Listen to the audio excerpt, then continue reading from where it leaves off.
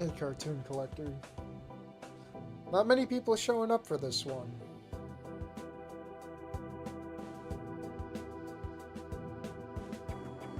Hey, Ocean, which mod are you doing first? I'm going from, like, what's in order of what's new. So, the earliest was Methlivia, which I don't know what's going to be like. I know there's some Russian mods out there, but I don't know if I should try and translate them with my phone or not.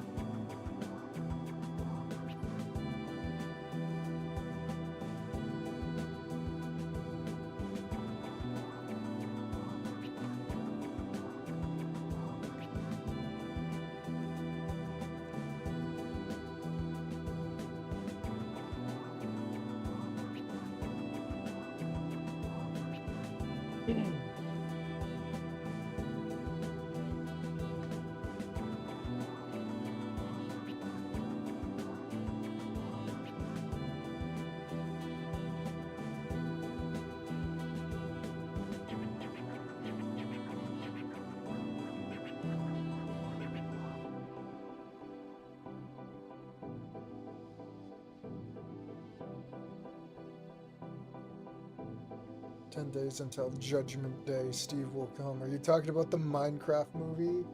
I ain't watching that crap.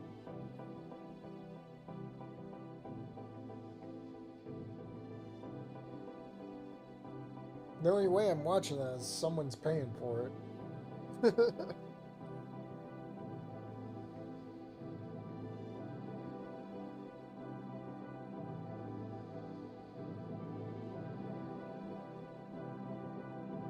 I haven't willingly gone out and watched a movie by myself since, like, pre-pandemic days, dude. There's been no urge.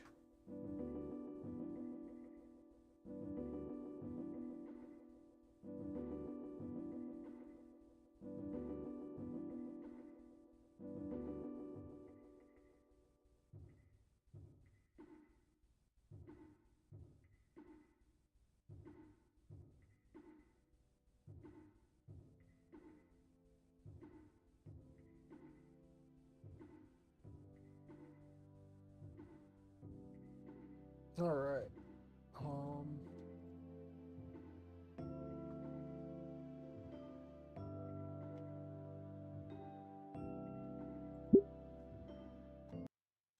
Have to reload. There it is. Done is what it is. Mr. T Loop smoking that butter pack.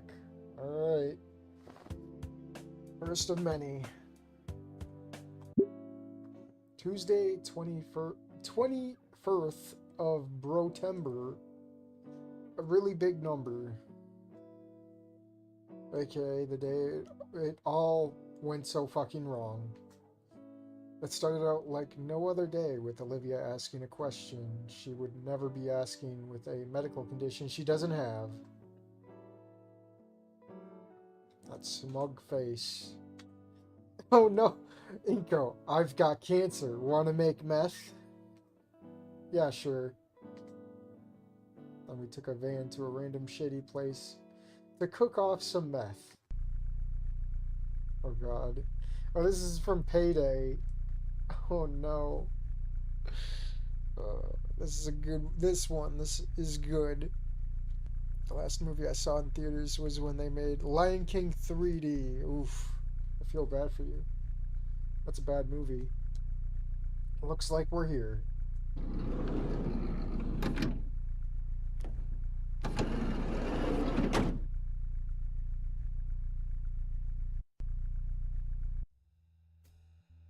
Damn, we got here quick, or at least faster than expected. We spent 3 hours in the back of a cramped van with masked and armed men we don't know. Quit being such a pussy. Time to squat up and cook up, and by cook up I mean meth. What? Let's just get this over and done with. Oh no, Inko, but in black. Oh, so who's the new cook? Me, I'm the new meth cook. What? You're telling me the gator in a wheelchair? The gator in a wheelchair is the new meth cook. Yes. Weirder things have happened, I guess. I'll show you the lab we got set up. But just so you know, this place ain't exactly wheelchair accessible, so your boyfriend will have to help you. Who would have guessed a meth lab wouldn't accommodate those who are bound to a wheelchair? Shut up and help me get up these stairs. After around 5 minutes, I managed to get Olivia up the stairs. Probably threw out my back doing it, but at least it was done. Yeah, so we got a small issue. That issue being, the meth lab is up those stairs, and seeing as you struggle getting her up the small ones outside, I'd say you'll have a harder time getting her up these ones.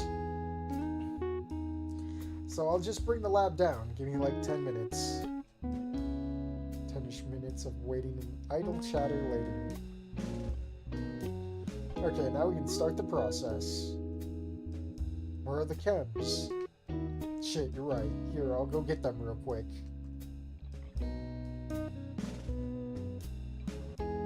Here are the ingredients.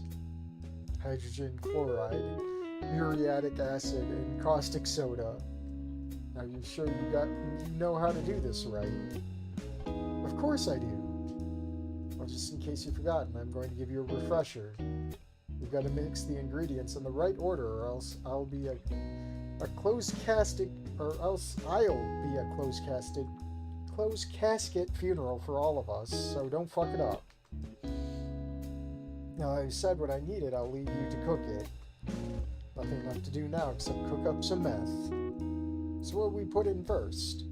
Oh god. Oh. We'll save him for... What did he say?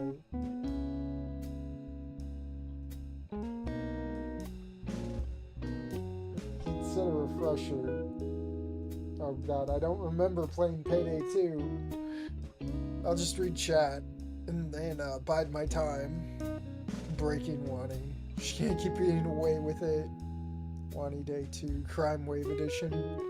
If Inko threw a pizza on the roof, Olivia would still meet it. Headcanon, guys. Thinko. Well, Rap G. Me who did the Payday 2 achievement where I spent 3 hours in the shitty house cooking it, having war flashbacks. Foes who wants to make sure his castic's closed. Oh boy. And don't even bother looking it up. Unless it's like Payday 2 at the end of it. Unless, hold on, I'm gonna look it up, bros. Payday 2 cook instructions. That's bag enough, right?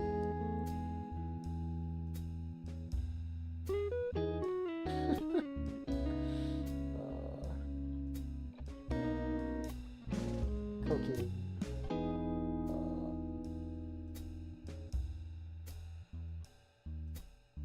Each bag is created with 1 unit of muriatic acid.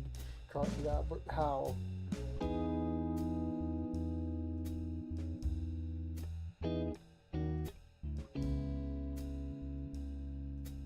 How to get the ingredient right.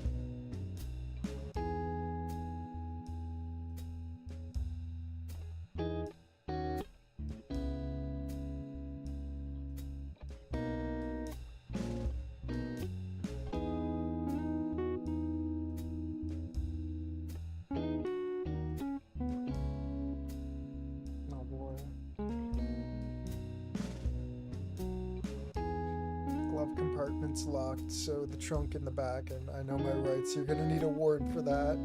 The order is randomized. No. I'm Googling, I literally Googled Payday 2 cook instructions. So you can't pin that one on me. I'm smart.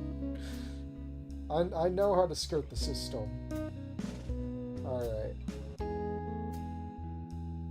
You say it's random, so okay. Probably lost. Yeah. Rip silly Gator, yes, I can make meth. Why you don't leave me to do things. Dude, it just closed my game. That's rude. That's rude, you know. Absolutely rude. Now I have to wait like a whole minute for it to boot back up. Rude. Actually, I could just load it. Right? Or is it gonna fucking... Oh, we don't need the gallery. Yeah, imagine how evil it'd be if it just fucking corrupts your saves. Like, oh, you can't load this. You have to start all over. That's same, ain't it? Uriatic acid. Okay. Well, that seemed to work. What one do we put in next? Oh, well, we only got 2 left, so it's 50-50. Wait, you're telling me you're just going to guess this? Yeah. We're cooked. That's it. We're already dead and we don't even know it.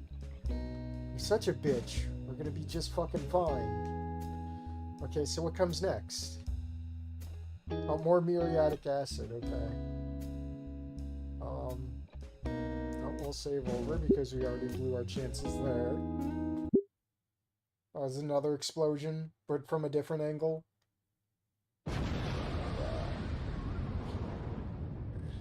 Oh. Caustic soda, okay. I guess that works. See, I told you we have nothing to worry about. I'm a natural at this. Just tell me what comes next. Well, via the process of elimination, it has to be hydrogen chloride, so just use that. Are you sure about that one? Yes, I am, so dump it in. Oh, just dump. Secret 4th option, don't click. Oh boy, I got a feeling it's bad things are gonna happen. Dump. Is that it? Are we done now? Yeah, I'd say so. Hey, you guys actually managed to cook a batch and not die. That's amazing. I was kind of hoping you'd blow this place up so I could get the insurance on it, but this is good as well. Anyways, it's best if you leave now. What a strange day. At least we got a nice little payday from that. Yeah, I got my payday too. Haha. Yippee! Dallas from the hit game Payday 2? Uh-oh. It just fucking crashes. Okay. Alright, let's check the other ones. Click the 4th one. Payday 2 rule number 67. Never play cook-off with randoms because someone will blow up the lab within a minute. I've been there. Alright. Put a little. Oh wait, put a little. Blow it up. Okay, secret 4th option. Okay. It just breaks the game. Just crashes. Did it put anything on my PC? Hold on. Task manager. As far as I know, nothing's running.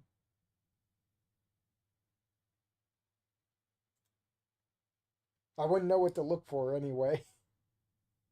Oh well, I guess that's the mod. Let me, seeing as it kicked me out. Let me unsub. Give my thumbs up, unsub. Go to the next one.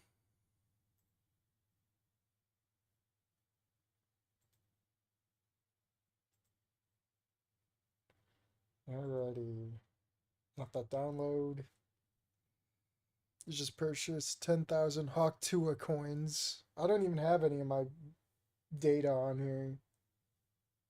I don't put my purchasing things on Steam.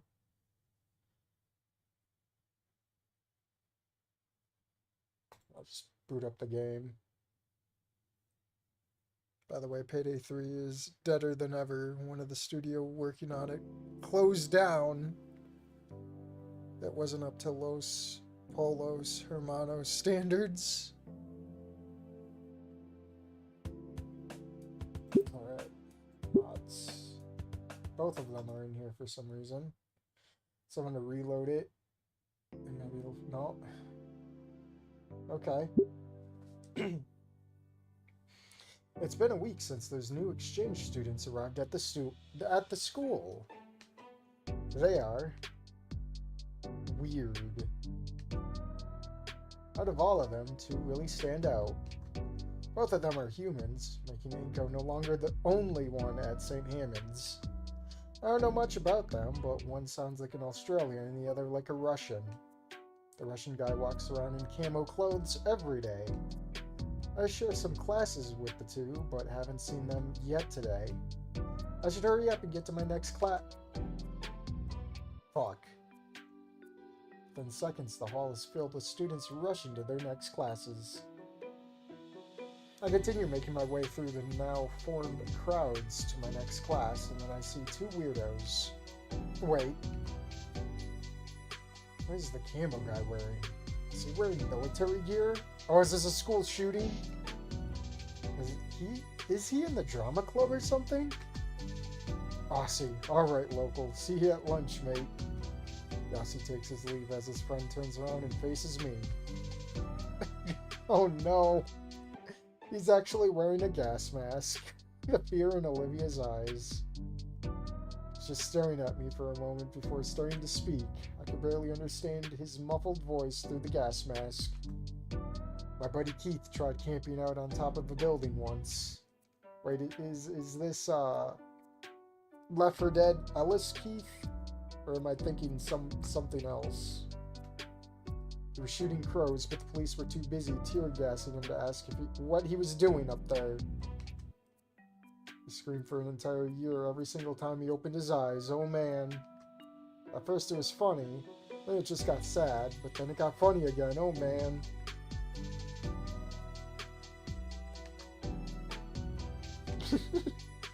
What? Did you just quote something from Left 4 Dead? Yes, sir. Wait. Sir, yes, sir. Oorah. What's up, Wheels? Oh, no. I turn my head to see the Red Menace approaching. Hey, Livy. We need to have a little talk. Who's that, and what's with his get-up? Is he in special ed or something? Did little Livy make a new friend? Hey, cosplayer, can you fuck off? I need to talk to your friend in private. Can you just leave me alone, Mia? We can talk later during lunch. I need to get to my next class. My ass is heavy. I look over my shoulder. The Russian tenses up for a moment before he breaks into a sprint and jumps Mia. The Russian tackles Mia to the ground and began beating her. Within seconds, a crowd of students form around the two on the ground, cheering on the fight. You little shit! I just sit there, completely stumped, just watching the dude keep beating on Mia. Ah, get him off of me!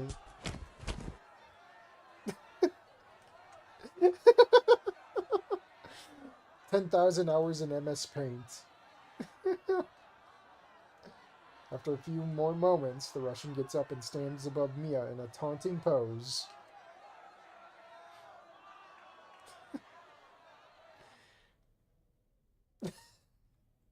Nice sprite. Mia gets up shortly after him. Everything goes quiet as Mia scans the crowd of spectators and then fixes her eyes on the Russian. You fucking bitch. You'll pay for this. I'll fucking kill you. With that, Mia pushes her way through the crowd and out of my view. What just happened? It's over. The guy turns around, grabs his backpack, and just starts walking off, the crowd making room for him to pass through. Soon after, the crowd disperses, leaving me alone in the hallway. What just happened? Alright, calm down, Olivia. Okay, breathe in. And out. I have to tell Inko about this during lunch. He won't believe a word. I have to get to my next class first, though.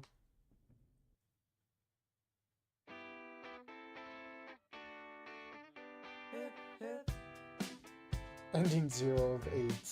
There was no choices.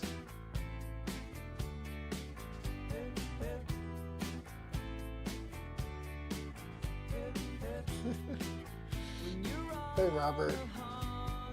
I'm gonna get copy struck. So I'm just gonna skip.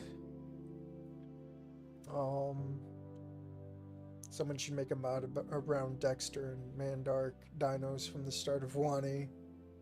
We need the Puppet Pals from Dexter's laboratory to cross over with Snoop Puppet Pals. Wait, what? Shepard from Opposing Force. Deserved. Beats the shit out of Mia. Refuses to elaborate further. Leaves. DMCA. Yeah, I say copy strike because I'm dumb. It's just easier to say. It's like 3 syllables, whereas DMCA is like 4. Anyways. It's time to put on the other mods. If I can make my way to Steam.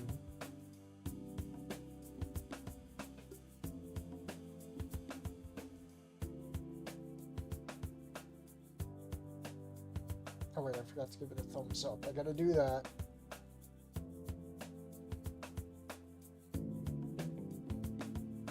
Alright, I want to build that Gator. Oh wait, did I have sub from that? Okay, it just looks like it's sub because I didn't refresh it, I think. Okay, there we go.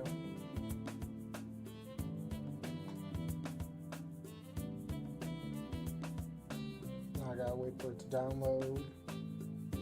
Hey, Dr. Coconut.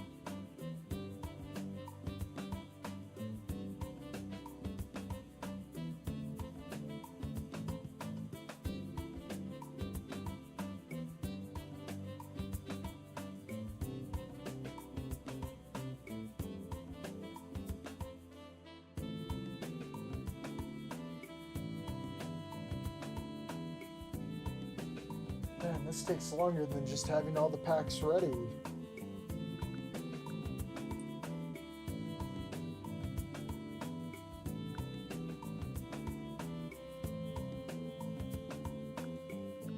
Alright, now we're good. Reload those mods.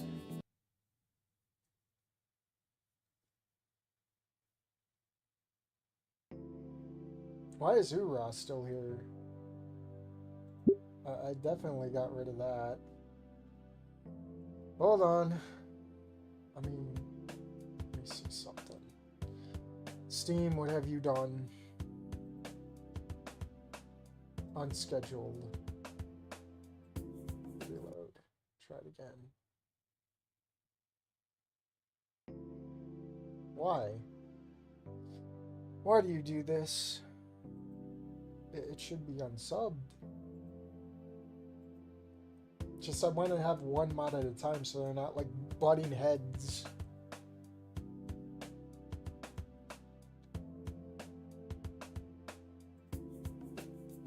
Okay, it only says I want to build that Gator, so why is Oorah still stuck? Do I have to go into the files themselves and start gutting? Hold on.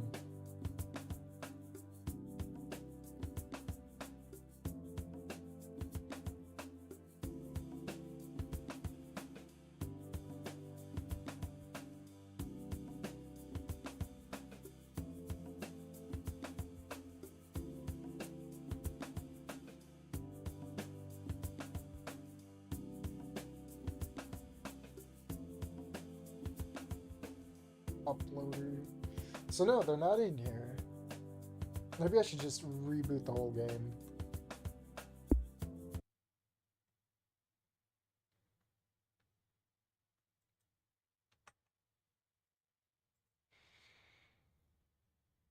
I want to build that Gator. Sounds like a RoboCop thing. We so need a Snoot RoboCop crossover. T-Rex is driving around in 6000 SUX. Or would she still be in a wheelchair? You might have to delete it manually in the Steam Workshop files. Where would I find that? Because I tried to go to the mods folder and it's not there. If I could manage. Okay, it's gone. Good. Be gone!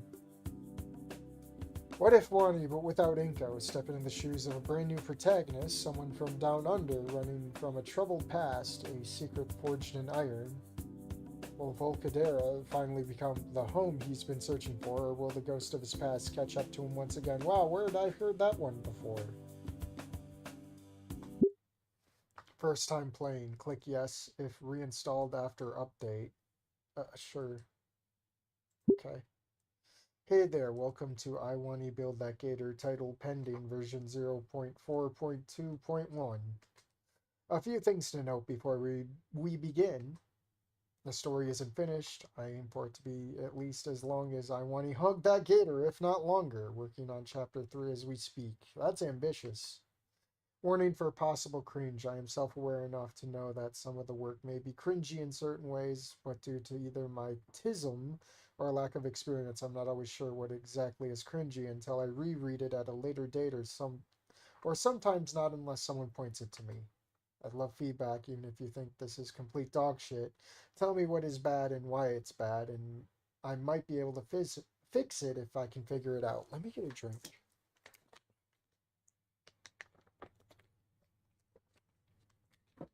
Yeah, stop butchering everything. There isn't much new art. My artistic skills are mostly limited to Homestruck styled sprites from years ago, and I work a 9 to 5 frowny face, so most of the new assets are just ripped from Google and other sources. Okay. My goal is to make the story interesting enough to either attract people who want to help or eventually hire people to help with all that. Alright, enough about enjoy. Oh wow.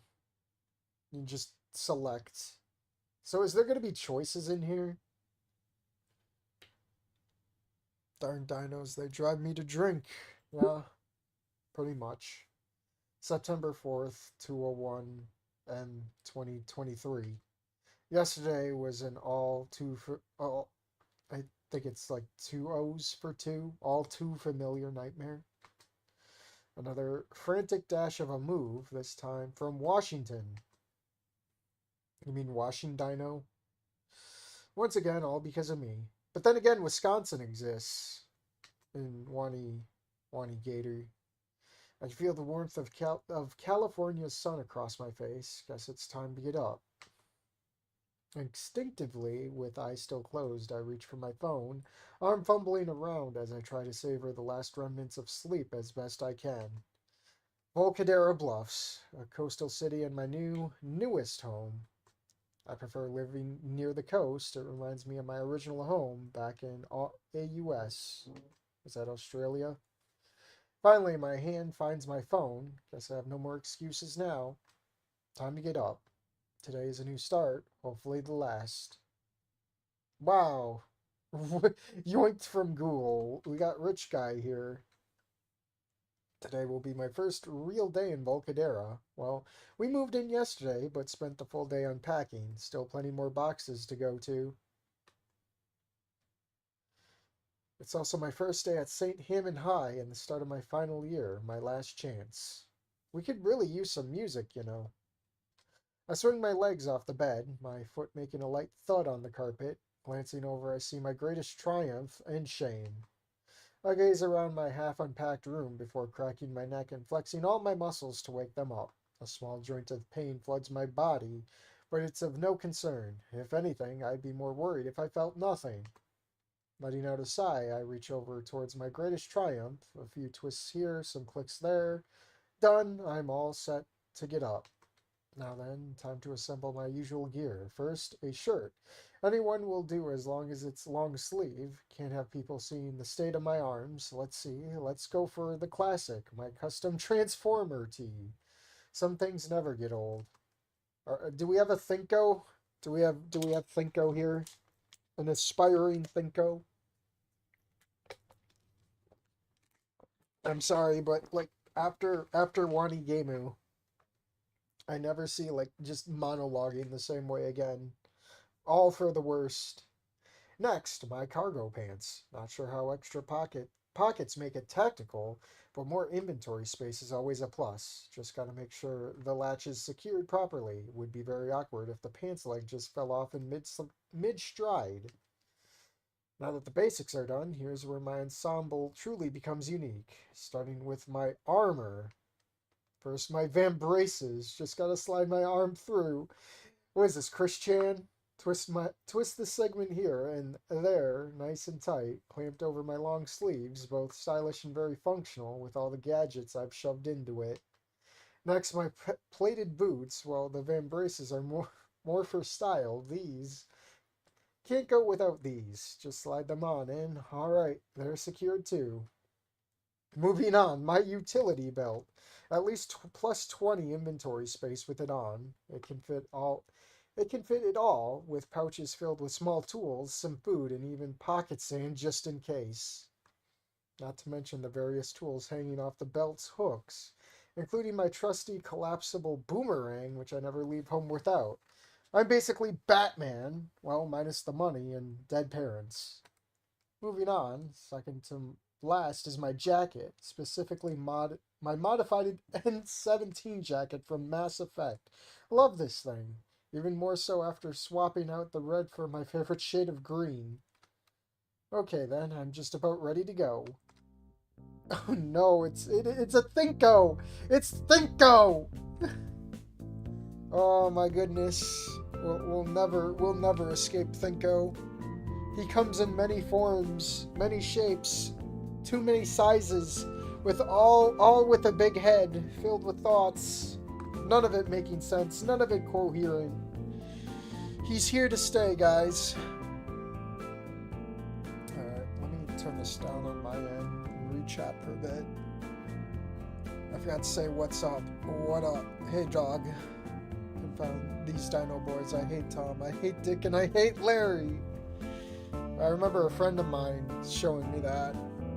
Sorry, mate, this is an Australian server. You didn't swear enough. I can't believe how they did Max in Life is Strange 3. You have to read the monologue like Saxon Hale. I miss Ben Paddock's TF2 comic voiceovers. I don't know who that is. This is where I watched my parents die, Parappa. Hey, Fire. Alright, now I just need to grab my... My window's open. Must have been Boomer. She couldn't even be bothered to close it behind her. She knows how Windows works. Windows work.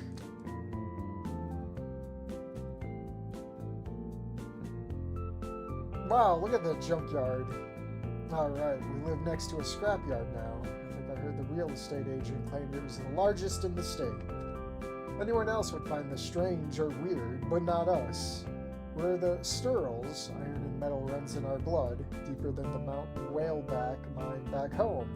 This yard's as big as a large mall, plenty of free scrap, perfect for kickstarting Sturl Industries once more.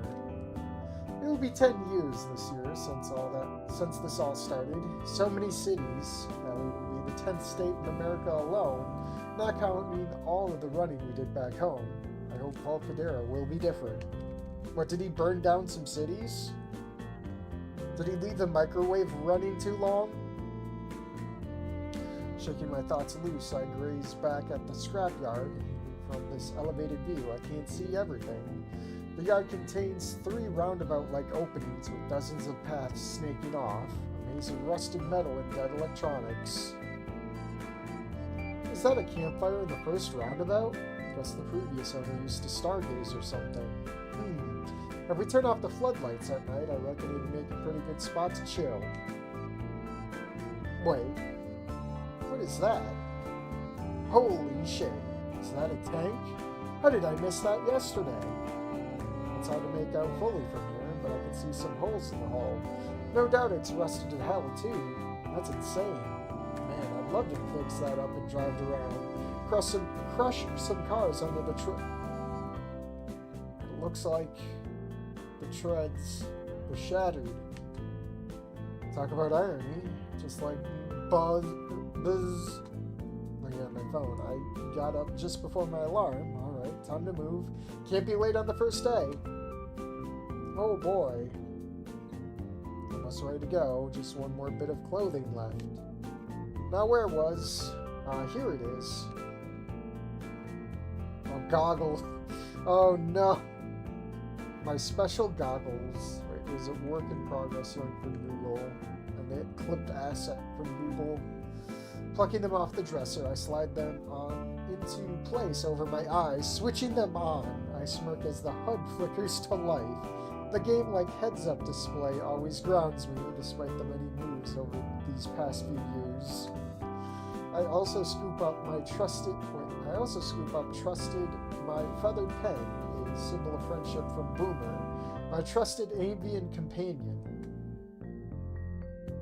Now, is this anthro-avian or? Yeah, looking good. St. Handed's supposed to be an art school, so here's hoping they can appreciate true style, said Christian Weston Chandler. Ping. Tracking lost. Boomer out of range. So Boomer really has gone for a flight. No doubt she's gone off to explore our newest location. Marska slides his goggles onto his forehead. You'd be able to see it if I had the Sprite. That or she's going to be hunting for breakfast. Hopefully I can get a few weeks, if not a month in, before she decides to show up at school. I'd like to fly under the radar for the beginning until I get a better feel for this place. But like her namesake, she always manages to find me, no matter where I go, so at some point she will show up. That said, I checked the shoulder pads I had sewn into my jacket. Some light wear and tear, but still more than enough to handle her sharp talons. Always gotta be prepared. Oh, that's all. All my gear is packed up. I take one last glance around my new digs, scooping up my water bottle before heading out of my room. Alright, chat, how are we feeling? Hey, we'll see you in about an hour when I get caught up. You gotta watch in like double speed. Plenty of choices in this one. Most changed dialogue even in the later chapters. Really? Boomer is what Australians call kangaroos, right? The anime protagonist goggles, yeah. Digimon Protag. 2 days ago, I saw a vehicle that hauled the script to the mod author. Don't worry about details. Focus more on characterization.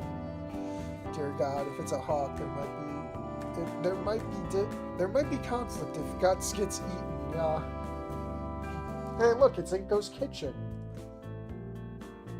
My steel-plated boots announce my presence with each step. As I enter the kitchen, the aroma of freshly brewed coffee drifts through the air. Morning. Oh God. Stolen from Google, yeah.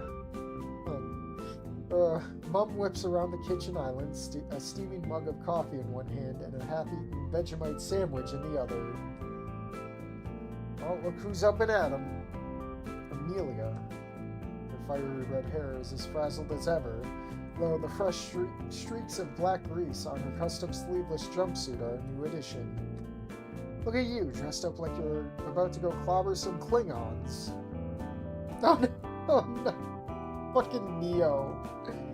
Oh, Dad emerges from the direction of the adjoining workshop. It would have been funny if it was like Dib's dad from Invader Zim. Easy there, love. That signature black trench coat. Oh, I get it. He had to do this. Signature black trench coat and shades are in place as always. He gives me a once-over.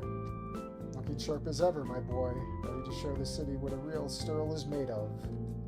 Despite the light-hearted banter, there's an unmistakable edge of worry in both their voices. I catch their eyes flickering to my right leg. Even after all these years, they still feel guilty. Oh no, he's an amputee! Mom recovers first, slinging an arm around Dad's shoulder. That's our Marska. Ankle biter's got a will of duranium, and nothing gonna keep him down for long. We're with you every step of the way, you hear? No matter what happens. We're very proud of you, son. After everything, you're still swinging, and that's what matters most. No matter where this life takes us, your mom and I will always have your back. Don't worry, you two. I've got this handled. Eyes drift to the water bottle in my hand. My lifeline for when my voice inevitably fails me. Well, I might as well drink too.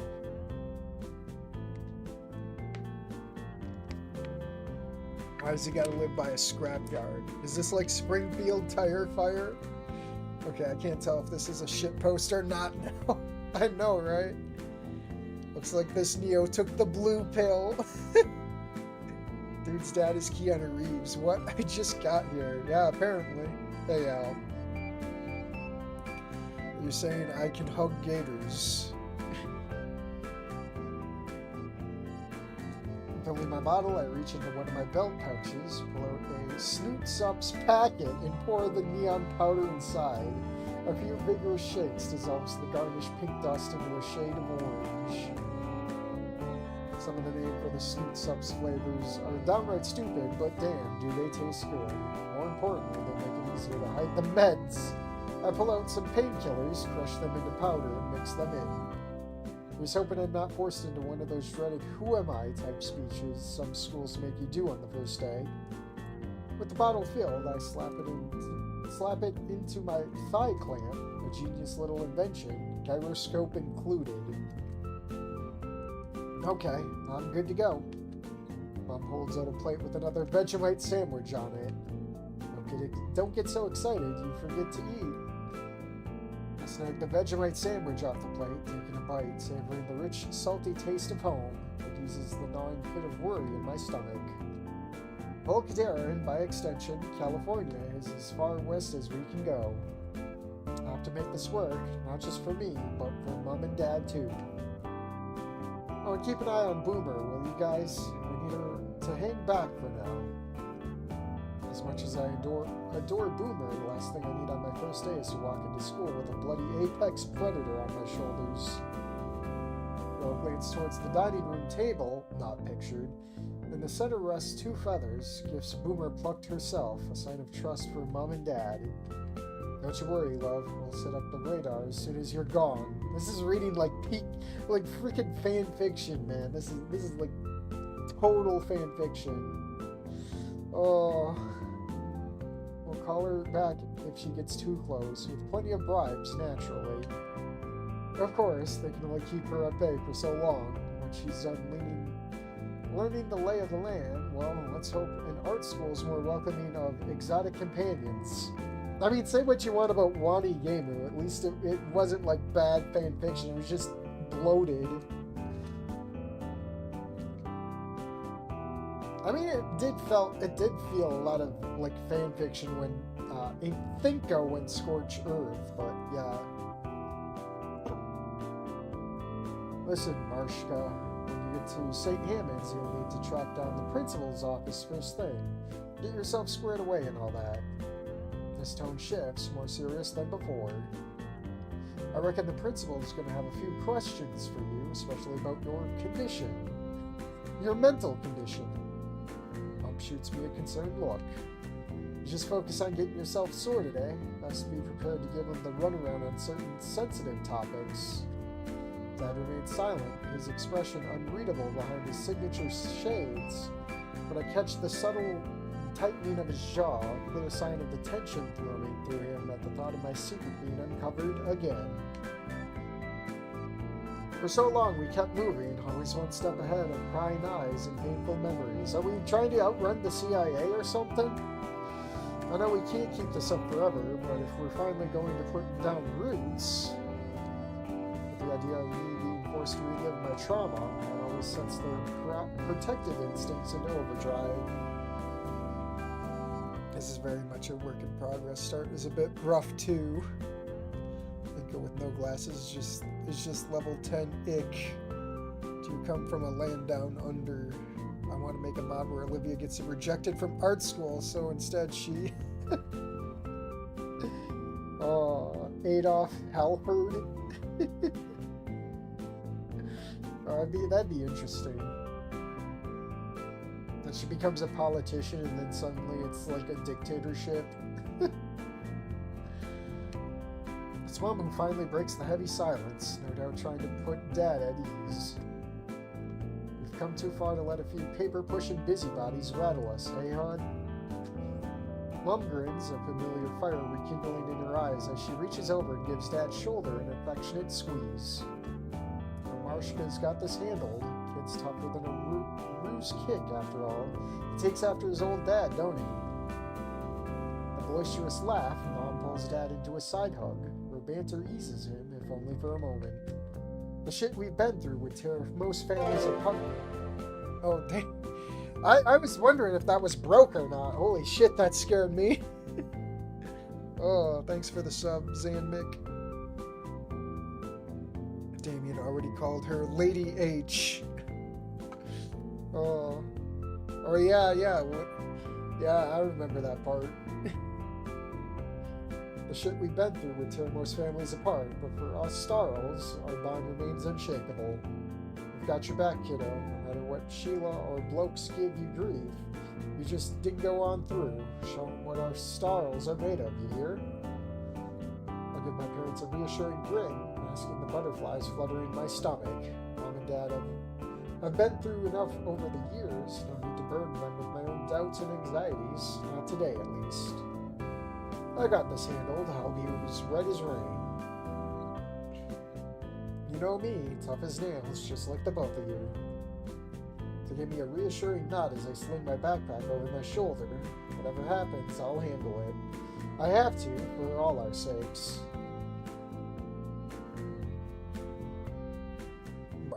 Mishka. Yeah, I always want to say Mishka. We need to put Mishka from Coda into Wani Gator so she can meet the other favorite Gator. With a final wave to my parent.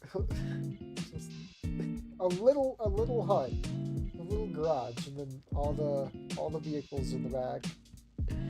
With a final wave to my parents, I step outside with the brisk morning air and the salty tang of the nearby ocean breezing in to greet me. I like how this was yoinked from Goggle and not Google. One small step and all that, eh? Let's see what this slice of Vulcan air has to offer. I pulled my goggles down. May not have mentioned it, but I built these myself. High-end DSLR lenses, a mini computer, and the whole works. Top-of-the-line custom job. I can take photos, record, everything a camera can, and more. Hell, I even hooked them up to my phone so I can run a bunch of widgets, including Google Maps. Pulling out my phone, I quickly input our new addresses. Oh wait, shit. What was the postcode? Alright, 83065. Okay, now for St. Hammond High School, 4495 Grand Avenue, Volcadera Bluffs, California 75457. Now I just need directions from 1993 Sorna Drive to there, and one more press, done. Google Maps is now up in my lower right lens, just like a mini-map. Wow, we're totally gamers. Gotta get all the coins. Time to get the show on the road. I start the short trek towards the nearby shopping district. Google Maps points at North Crater Station on the other side. I'll blow my nose real quick. Hold on.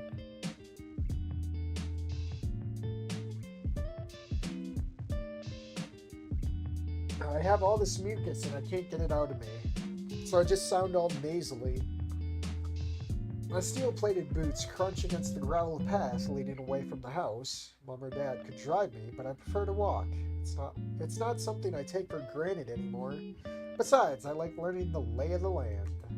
Glancing back for a moment, I take in the towering piles of discarded machinery and rusted metal husks looming all over the scrapyard.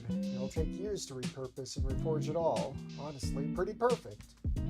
Turning my gaze forward once more, I follow the winding road towards North Crater Station. Oh boy, pharmacy. background's going on and whatever this picture is. Also, everyone hit the like button. Everyone hit the like button. I usually don't ask, but thanks. The residential streets are still relatively quiet, with only the occasional morning joggers starting in the early hours. As I walk, my eyes drift over the various storefronts and businesses lining the streets. A stegosaurus tidies up a small flower shop, arranging fresh bouquets in the window. Is it going to be Stella? Further down, a velociraptor steps out of an auto repair garage, wiping grease from his feathered forearms. I almost feel sorry for the guy. Once Starl Industries is up and running again, he's going to have a lot fewer customers.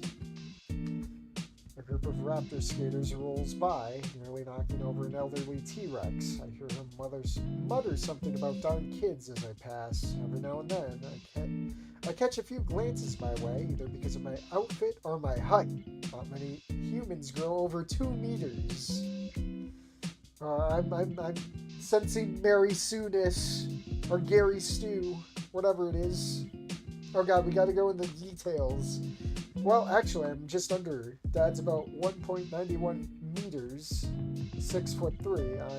I'm 998 meters, or at least 6'6", last time I checked, so I might as well just say I'm 2 meters. But Mom, she's 2.08 meters, something like 6, oh, even taller. Even though she was depicted shorter, she's taller. 6'9". Doesn't make sense. People don't expect humans to be this big, though. I've heard some of our cousin species can get even bigger. As I round the final corner on the main street, I spot another human striding down the opposite sidewalk. A lanky glasses-wearing guy, maybe around my age. Our gazes meet for a second, his eyes widening slightly. Ha! That kind of reaction from another human makes sense. He's what, 5'11"? I give him a nod, he nods back. We pass by each other without a word. No time to stop and chat. Finally, North Crater Station. As I draw closer, the sounds of the whistling hub spill out to greet me. A deafening symphony of rumbling trains, ceaseless footfalls, and the ever-present din of countless voices. Squaring my shoulders, I ascend the broad steps leading up to the entrance, the steel-shod impacts of my boots ringing against the marble floor. Just keep swimming, as we say down under. The cavernous interior of the North Crater Station swallows me the moment I pass beneath its ordnate stone archways. The Grand Hall is packed with dinosaurs of every shape and size, a swirling blur of motion and sound. Let's see. Up on the first floor, a Brachiosaurus chats with someone on the second, craning their massive neck to meet eye level. A cluster of pterodons perch atop a decorative archway, idly watching as people move about. A pair of raptors around my age are locked in what I hope is a friendly shoving match, all while trying to balance greasy breakfast burritos in their clawed hands. A few feet away, a rail-thin ornithopod is glued to his phone, utterly oblivious to the chaos around him. As I make my way deeper into the station, someone else enters my periphery, another human wearing a baggy hoodie, bobbing his head to some beat from his earbuds. Our eyes meet briefly. I offer a subtle nod. You know what? Drink.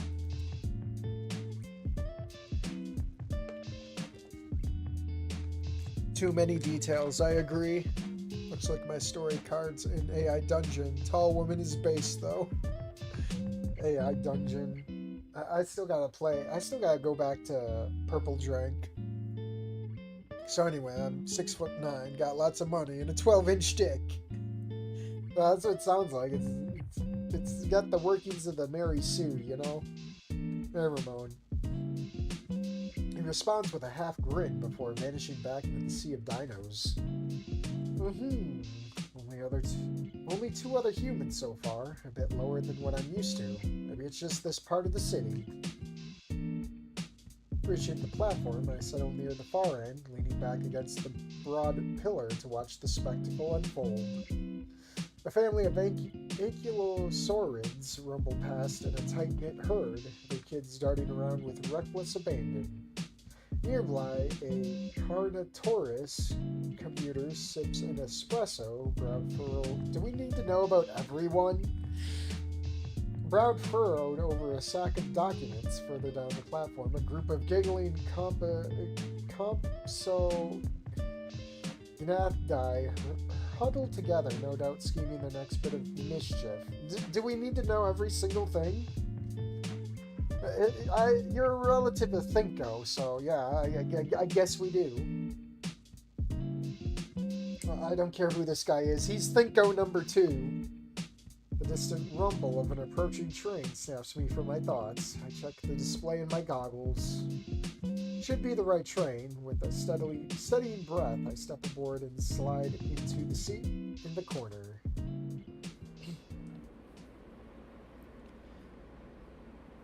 Mayumi. The train rumbled to life, carrying me deeper into the heart of Volcadera Bluffs. I sigh and lean back in the hard plastic seating of the metro. So, here we go once again. Volcadera, California. 10 times the charm, huh? Already yawning. That's a good sign. So many years wasted running from a past that just won't let me go. The CIA. I have to make this place work, not just for my folks' sake, but for my own as well. Like a ship without a port. For almost a full decade now, through all the moves, I haven't been able to make friendships last longer than a few months at best. Admittedly, that's on me in the end. One slip-up, one accident, one false step, and my secret would be out again. My deepest shame. The ghost of the past threatening to consume me once more, forcing another rapid move. That's all going to change. It's my senior year, my final shot. If I fuck up now, if I run now, I'll be running for the rest of my life. One way or another, I'll make Volcadera work. I reach up towards the dials on my goggles. My fingers absent-mindedly fiddle with the lens dials, while my right leg bounces, a stim of mine as long as I can remember.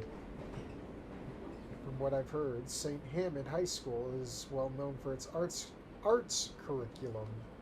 In other words, I'll be surrounded by people who share my interests. I thought he was like a weird cyber mechanic person or whatever. I wouldn't consider that art. School's a bit of a ride away, but I prefer to walk the first, when moving into a new place. The metro lets me get a lay of the land, so to speak. Maybe I should consider getting a new ride myself. Haven't driven since Bluey. We don't talk about old Bluey. At least metro life in Volcadera seems sane. Not batshit, unlike back in New York. That place was a nightmare right from the jump. Here's hoping the metro here stays as peaceful as it is now. As time passes, my mind drifts back to memories of the many schools I've attended since moving to the States. They're not fun. They all fucking sucked, yeah. Nah, I shouldn't be thinking about the past. Need to forge the future, as Mom and Dad would say, to make the most of the situation I'm in. I should do something to pass the time, something like our first decision? Fiddle with the dials on your goggles, breathe that fresh city air again, and just chill. You know what, we're just gonna tizzle. Click, click, click, click. Oh, fuck. God damn it, I rebuilt and recoded these goggles 4 times now, but this fucking bug just won't go away. Suppose it's my fault, though. I know better than to flick the dials too quickly. As the train glided across the tracks towards St. Hammond High School of the Arts, I gaze out of the window, taking the sights of Volcadera Bluffs passing by. Vibrant murals and street art adorn many buildings, hinting at the artistic spirit embedded in the area. After a few more minutes, the poorly maintained PA system in the train chimed. Whatever that is. I could have the thing read it, but well. Damn, it's those shitty speakers my autistic ass can't understand. I think this is my stop. Damn it, Sonichu!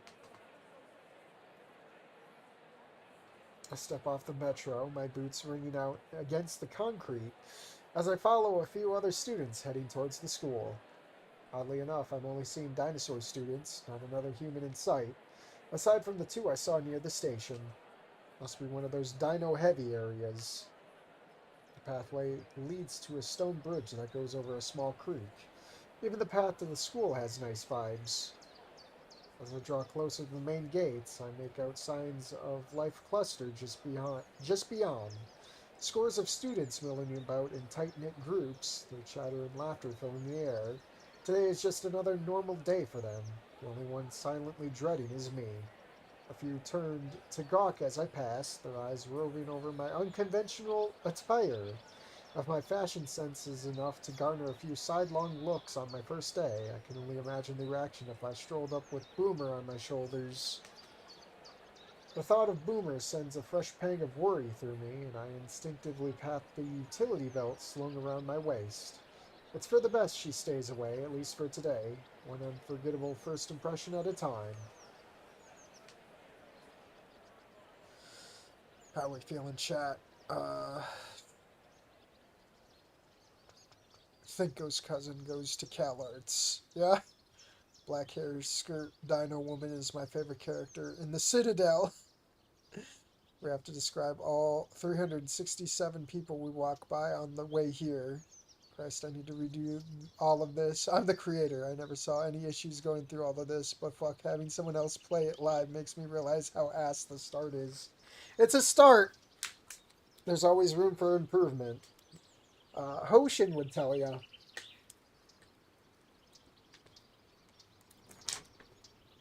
No worries, at least you actually made something. Yeah. At least it hasn't gotten like super Wani Gameu bad. Where it's just it slides off of my brain. It's in one ear, out the other. But then again, we still got more to see here, so I'm hesitant, but I'm also anticipating. Mod author, grab a copy of On Writing by Stephen King to learn the basics of self-editing. There's also self-editing for fiction writers, which is great for improving your writing. I wrote 2 chapters of an MLP fanfic when I was 18. That was way worse. Oh boy. Writing for pony... Well, that's like Rebecca, writing pony fiction. Did Stephen King include a chapter on... Oh, no. Oh god, we're never going to... He's never going to live it down. I mean, the way he looks, too, is just weird. He looks like he would write that shit, doesn't he? I've read it. That part was fucking weird. I used to read King all the time. He's a mixed bag, but understands narrative momentum. 1.5 speed is as quick as I can run streams like this to catch up and still comprehend what's happening. Me too! Don't worry, Zanpork just has PTSD from Wani Gameu. Yeah, I'm still coming down from that, and I'm still not done. It's sad. And there it is. The school peeks out over the trees ahead of me, as though inspecting me, welcoming me inside. It's so hard when my voice is just mucusy and dry at the same time, if that makes sense, and I have to like really power out the syllables to make it not sound like I'm retarded. Oh, you gotta have to bear with me. St. Hammond High, end of the line. Got nowhere else to go from here. I stopped to take a deep breath. The air here is crisp, reminding me of the Victorian coastline back in Oz. So many chances have come before, and I fucked up every last one. My dreams, my folks' dreams, there's nowhere else to go. Volcadera is as far west as we can go. I'm apprehensive, I'm slightly terrified, afraid the past will catch up to me once again, but perhaps it's foolish, but I'm hopeful. This is my last shot. There's no going back. I take my first step onwards. Aw shit, here we go again. Is it gonna be green? Not green! I was lied to. Students mill about the front yard. Most of them are dressed in colorful outfits. It's all mainstream stuff. Nothing too crazy, unlike my own attire so far. The artistic nature of the school is what made me pick this place over... What was it called again? Volcano something or something? Either way, here's hoping they treat the game design and engineering as the art forms they truly are. I could do this. I have to. Failing again here is unacceptable. A few students glance my way as I continue walking in. Some friends whisper to each other. It's either my height or my outfit. Still haven't seen any other humans yet. Weird. The front doors are propped wide open, and a cool breeze drifts out, inviting me in. This is it. Here we go. Once more, onto the breach.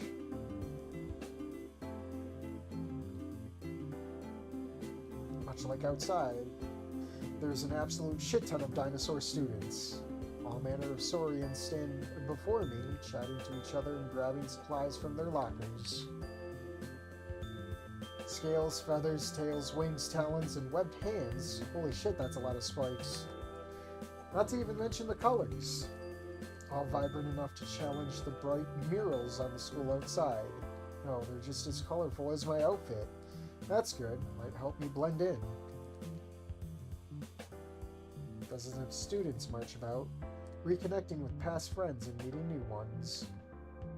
Some anxiously glance at their schedules, peering at every door as if the numbers were assigned at random.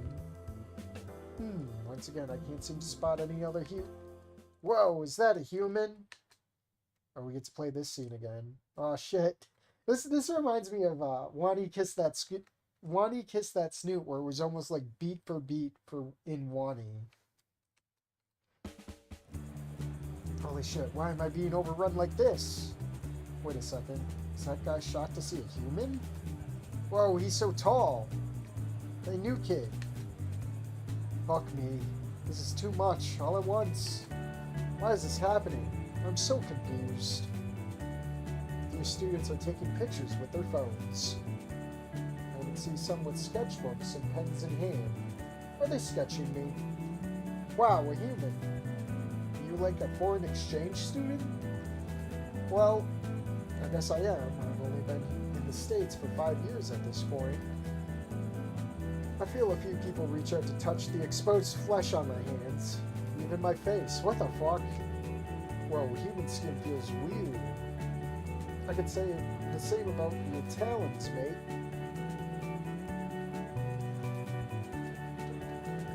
Goodbye, meth house. Just go with it. We don't need to have a tism meltdown. I take a deep breath and try to focus. I just have to ride this out, let it pass. The voices blur together, but I keep myself grounded. Counting my breaths, gripping my bag, anything to stay in control. Even so, my body refuses to move. My limbs feel locked in place, like my brain's thrown up a do not disturb sign. I'm basically frozen in place, can hardly move an inch. Three more voices call out, trying to get my attention. Hey, could you look over here for a side profile? Oh man, yeah, that would be good reference material. Dude, he's like armored and stuff. And check out his belt. Dude's like Batman. Batman, bro, look at his height. That's not Batman. That's Bat Brick. God damn it, I'm not some fucking art piece. Eventually, they finish taking their photos and slowly disperse back into their friend groups. Okay, if we meet, like, Ben right away, this is just another, like, beat for beat Wani Kiss That Snoot. By the time the last one breaks off, they finally caught my breath. I finally caught my breath. Fuck, I can't stop shaking. I can't handle crowds. Never again. Okay. Okay. Just breathe. Yeah, technically, that was my first chance to socialize, but yeah, nah, fuck all of that. Oh no, this is beat for beat, ain't it? You're a human, right? A Protoceratops girl leans forward, scanning me up and down. Oh shit, a casual conversation. Okay, just play it cool. Yeah, that's right. Human's the name, Marshka's the game. Fucking nailed it. Smooth words, dickhead. Cool. Hey, can I, like, get a selfie with you? It'd be great for one of my classes. A selfie with me. Could this be the start of a new friendship? Sure. Maybe lean down a little, big guy, so we're on the same level. She slings an arm up and around my back for a shoulder hug while striking a dramatic pose. Maybe a little bit too friendly. Good smile now. Shakes the picture and checks in enthusiastically. So, name's Marshka. Oh, cool, yeah. Anyways, I gotta go. Bruh. So, what's the photo for, by the way? She pauses, aloofly chewing her gum. My fashion design class. That jacket is ballin'. Well, she's not wrong there. Thanks for the pic, hon. Alright, chat. Hey, Sabik. King looks like a chud. Let me... Oh, Stephen King. He looks like a weirdo, if you know what I mean. Wani gave me base trauma, yeah. Actually, I think the idea beyond the long-winded bits at the start were because of the lack of art and sprites. Wani Kiss That Snoot was really great. Olivia's basically Anon, so they have great chemistry. But it was like beat for beat, which made it feel awkward. It's why I didn't want to continue reading it. I mean, it was nice, but it felt like it was just rewriting the script. It was like it had the same skeleton, and it rewrote the script instead of being something like purple. Who drank the purple stuff? You know, that felt a lot more original. When I read that needs rework anyway. Rip Olivia and Inko won't get their payday. Inko Noted is also a great fanfic, E1 but with a twist, and it has a sequel. Maybe I'll get around to reading that, I don't know. Also, the story is effective and same as Wani, with the MC being the difference, so it plays out similar at the start, but it goes on. But as it goes on, it veers further and further away on the MC's choices and stuff. That was the idea anyway. How many people do you have on this project? Just me. Yeah, around the wedding, I think I remember it branching off a bit more. What are we talking about? Inko Noted. You're doing both the script and the art. Alright. Well, that went as well as a dingo at a bloody daycare. Humans the name, Marshka Sturls the game. I'd say I was still messed up from the stampede, but nah, that was just fucked. No wonder she couldn't get out of there fast enough. Way to make a first impression, dickhead. Okay, so I've already made a few mistakes. Just gotta focus on the positive. For a brief moment, people were interested in me. Okay, a little too interested, but still. At least this time, it seemed to be nothing more than harmless curiosity, and not someone once again uncovering my horrible shame. That's Ben! Of course, Ben. Huh? Is that... Yep. At the end of the hall, someone is kneeling. They've got a really high-end camera, newer than the ones they built into my goggles. For a moment, I hesitate, debating whether to call out or not. Ah, to hell with it. Might as well go 3 for 3 while I'm on a roll. Oi! Guy flinches. I flinch too. A sharp jolt of pain shoots through my throat. Shit, didn't mean to be that loud. Few students glance my way, but most barely react. Guess loud voices aren't the usual around here.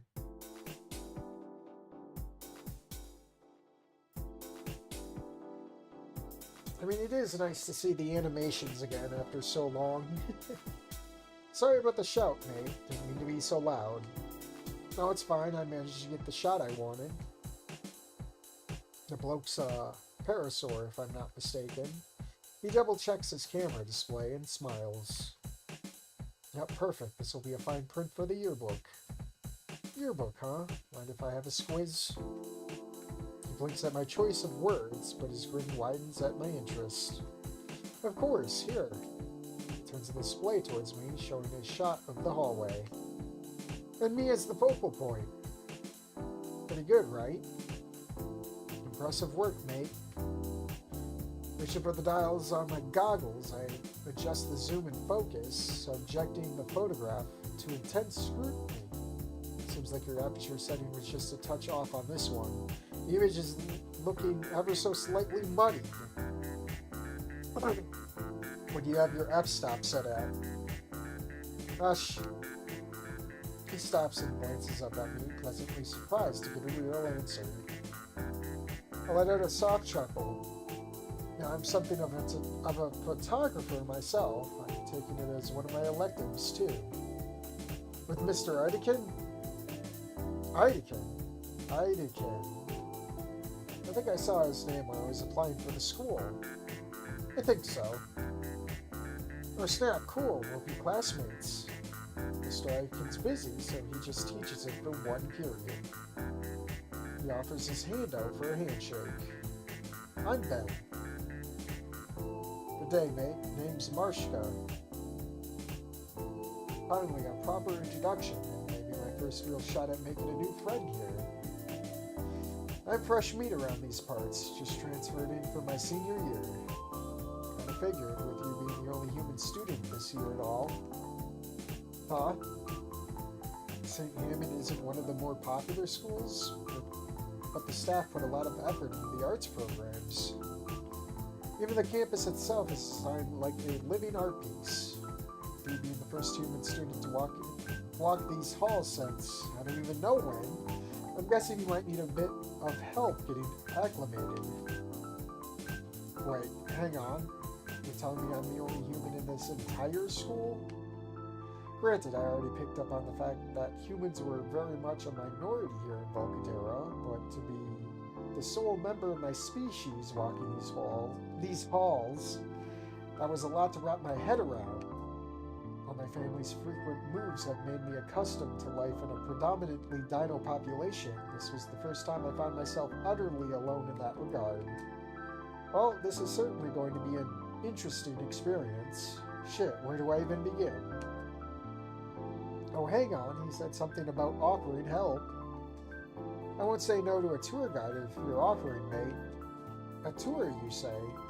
Well, I'm only heading back to the principal's office, but I can point out some neat stuff along the way. It's time for water.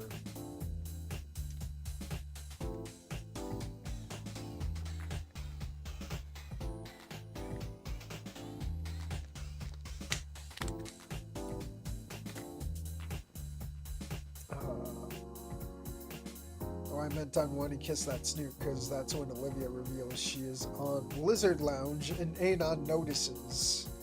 I have to wait until that long until, like, things get different? Damn, dude. An ambitious plan, commendable, yeah? Destroy. Destroy who, Ben?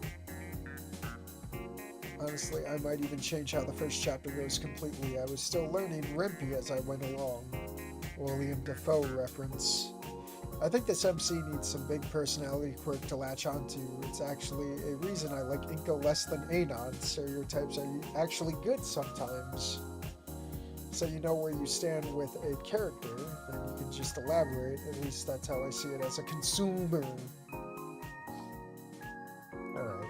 He raises an eyebrow, lost in thought for a moment. Might be a good idea to meet the principal, too. Alright, I need to see the principal because of the short notice in our move. I didn't even know my class schedule yet. He waits for me to follow him.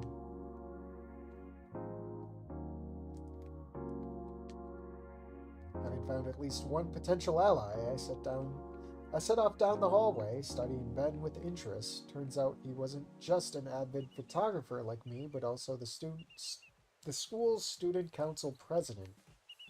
It's not just his obvious passion for his craft that draws my gaze. There's an undeniable air of confidence about him, an aura that assuredness in his movements and mannerisms, like he was in complete and total control. Kinda wish I had that level of control myself, honestly.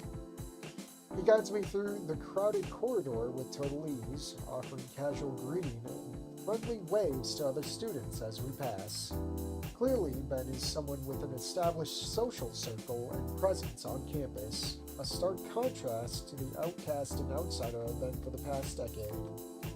He talks about how one of his priorities is taking photos for the school's yearbook, specifically for the first day page every few minutes. We'd pause so Ben could take a couple of shots, mainly of students talking with each other, while I watch, considering helping him in some way. I think about offering to lend a hand. My skill with a viewfinder are decent enough, but one look at Ben's amazing camera and the array of extra lenses in his bag gives me pause. My own photography has always leaned more towards stage scenarios and environmental portraits, mostly so I can recreate these environments in my games. Capturing strangers in unguarded moments has never been my forte. It feels nice finally knowing someone else who's into photography. I want to bring it up, but I'm not sure how he'd react to discovering my goggles are functional cameras. Regardless, Ben fills the air between us, talking more about the school. Which is why we still go by the Feathertails, even though I think it's a tad distasteful. And if you ask me, we're still way better than those lousy scalehounds from Bolt. Well, that's a tale for another time. You're a pretty good tour guide, mate. Take it showing fresh meat like me around is just part of your student council duties. Not really, although it is something I thought about a lot. Oh, hold that thought. Hey, Lunara. Beat for beat. Ben goes to greet a student, putting up some intricate wall banners. Oh, hey, Ben. You have a good summer vacation? I did. Great work on the decorations. They look even better than last year's. Aw, thank you. Marshka pushes his goggles back up. Pretty cool looking. What are they for? She steps aside so I can fully view the banner she just finished with. The Cultural Arts Club. We meet every Thursday after school and look at antique artwork. I'd have been the goggles, but she gasps as she turns to look at me again, tilting her head back just to meet my eyes. Hey, you're a human, right? Oh, that's a silly question. You should totally join. I just love human culture. There's this amazing set of ancient masks at my place from old Europe. I just adore them. Whoa, easy there, Sheila. Ancient masks sound pretty impressive, considering you own them. I take it you plan on being a curator at a museum or something. With that kind of passion, you'd probably make a great one. Lunara's dark plump tail lashed a gesture of pure glee. It's sort of charming how unrestrained she is in her enthusiasm. Is this guy just gonna riz all the women? You know what? I probably would. After that club display during Spirit Week last year, I gotta agree.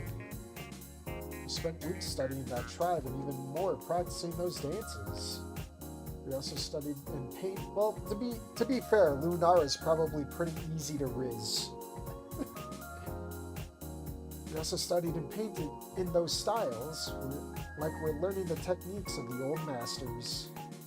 Hopefully soon, we can even get into sculpting, like those ancient Venus statues. We plan on getting one to study sometime this year. What do you think? It'd be great if you could come. Hey, that'd be neat. What do you say, Marshka? Could be a good opportunity for some cross-cultural exchange. I'm sure Lunara would love to hear any insights you might have about human culture. Well, his jacket changed from green to blue. It must be a holographic jacket.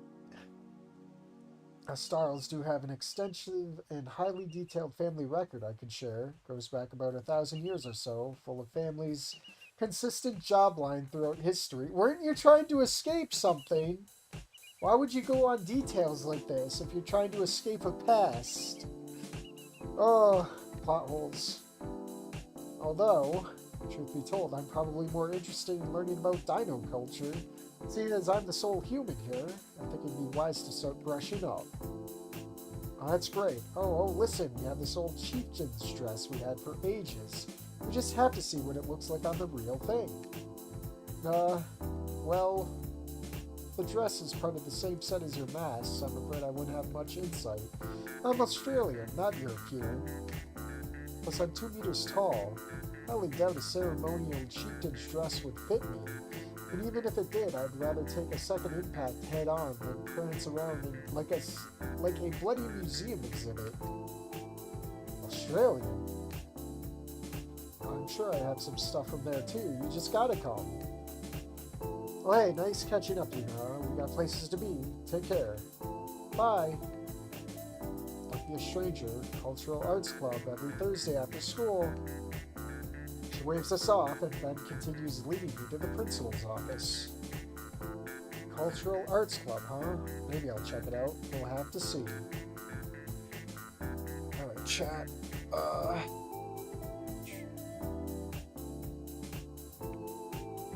Anon is much more interesting than Inko. Inko has a lot of depth, but he's just too much of a normie. Yeah.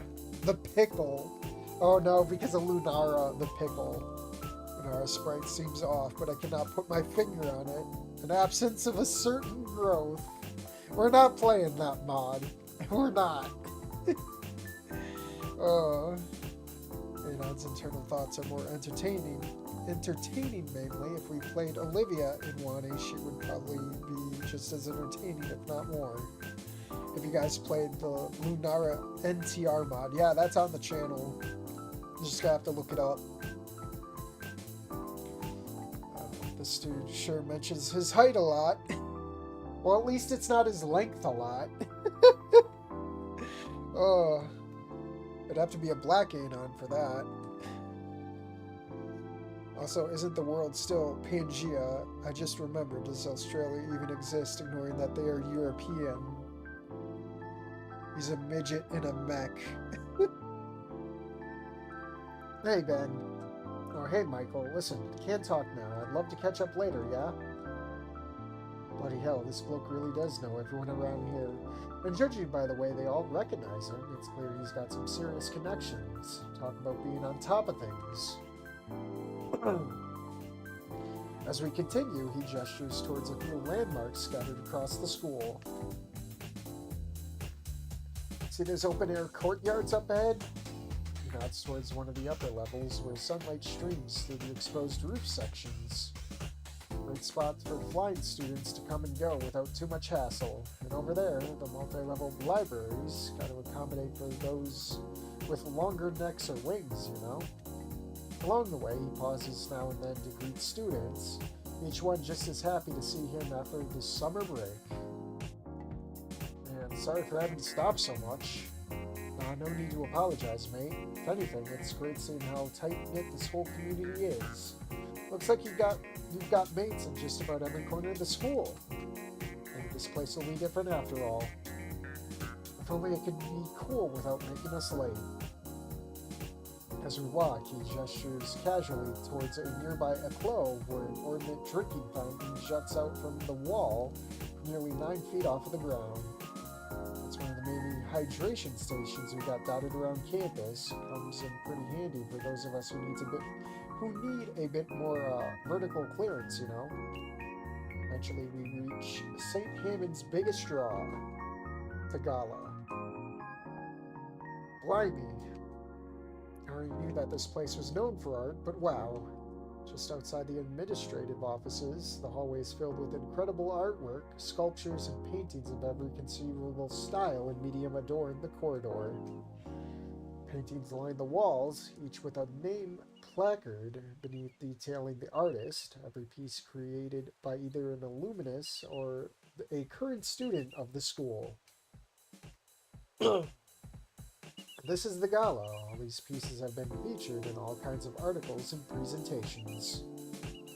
I knew this school took the arts seriously, but this... I hand drifts unconsciously towards the pouch on my belt, where my feather pen rests. For years, I only dreamed of showcasing my own artistic work, but now, for the first time, it feels possible. I know, right? One moment. Then turns to the nearest door and gives it a polite knock. Who is it? It's me, Principal Scaler. And Overraptor, if I had to guess, steps out of the room. She doesn't look older than her mid-30s, eyes, holding a steaming mug and sporting a tired smile. Good morning, Benjamin. Good morning. Marshka, this is our esteemed principal. Good day, ma'am. Her eyes shoot wide mid-sip of her coffee. Once again, someone failed to notice me right away. Not gonna lie, I kinda like that. Like most people, she has to tilt her head back just to meet my gaze. Guess I'm shaking up the status quo if people keep missing me. So this is the big boss lady herself. They're stuffing this one up. Oh, I hadn't noticed. You must be Mr. Marshmallow Star, yes? Marshmallow Star? What the fuck? Yes, but my name... Splendid. The exhaustion vanishes from her face, replaced by an unexpectedly wide smile. I'm so happy that you chosen our school for your last year, Mr. Steer. Oh, come on. Well then, Mr. Steer, if you would follow me to my office, we can get the orientation process underway. Benjamin, if you could wait out here, please. I'll need to speak with you momentarily regarding student council matters. Well then, Mr. Starl. Finally. Let's get you properly processed, shall we? Howdy, boys. Happy Monday. Is it really a happy Monday? The geography in Snootverse also confuses me. It's supposed to be Pangea, but the US and Dinofornia is being mentioned, yeah? I've only played Wani, only just starting to play Snoot today before I saw the stream. So, wait. So Snoot lore I only know from Wani. You should go play Snoot game. Well, considering Snootverse does BC wrong, 201 2023 BC should be 2 years before, not after. I don't pay much attention. I don't pay attention either. The world building in Snoot is open-ended. It's whatever the writing needs it to be. Soft world building. Watch Snoot game with voices on YouTube. Well, that only goes so far, doesn't it? Yeah, the more and more I see, the more I realize I need to start fresh. I played through the mods dozens of times myself to check fixes, but maybe that's why I never notice. Well, yeah. I need to replay Wani, and I need to play Snoot game too. See good writing. Scalar is mine, and you can't have her.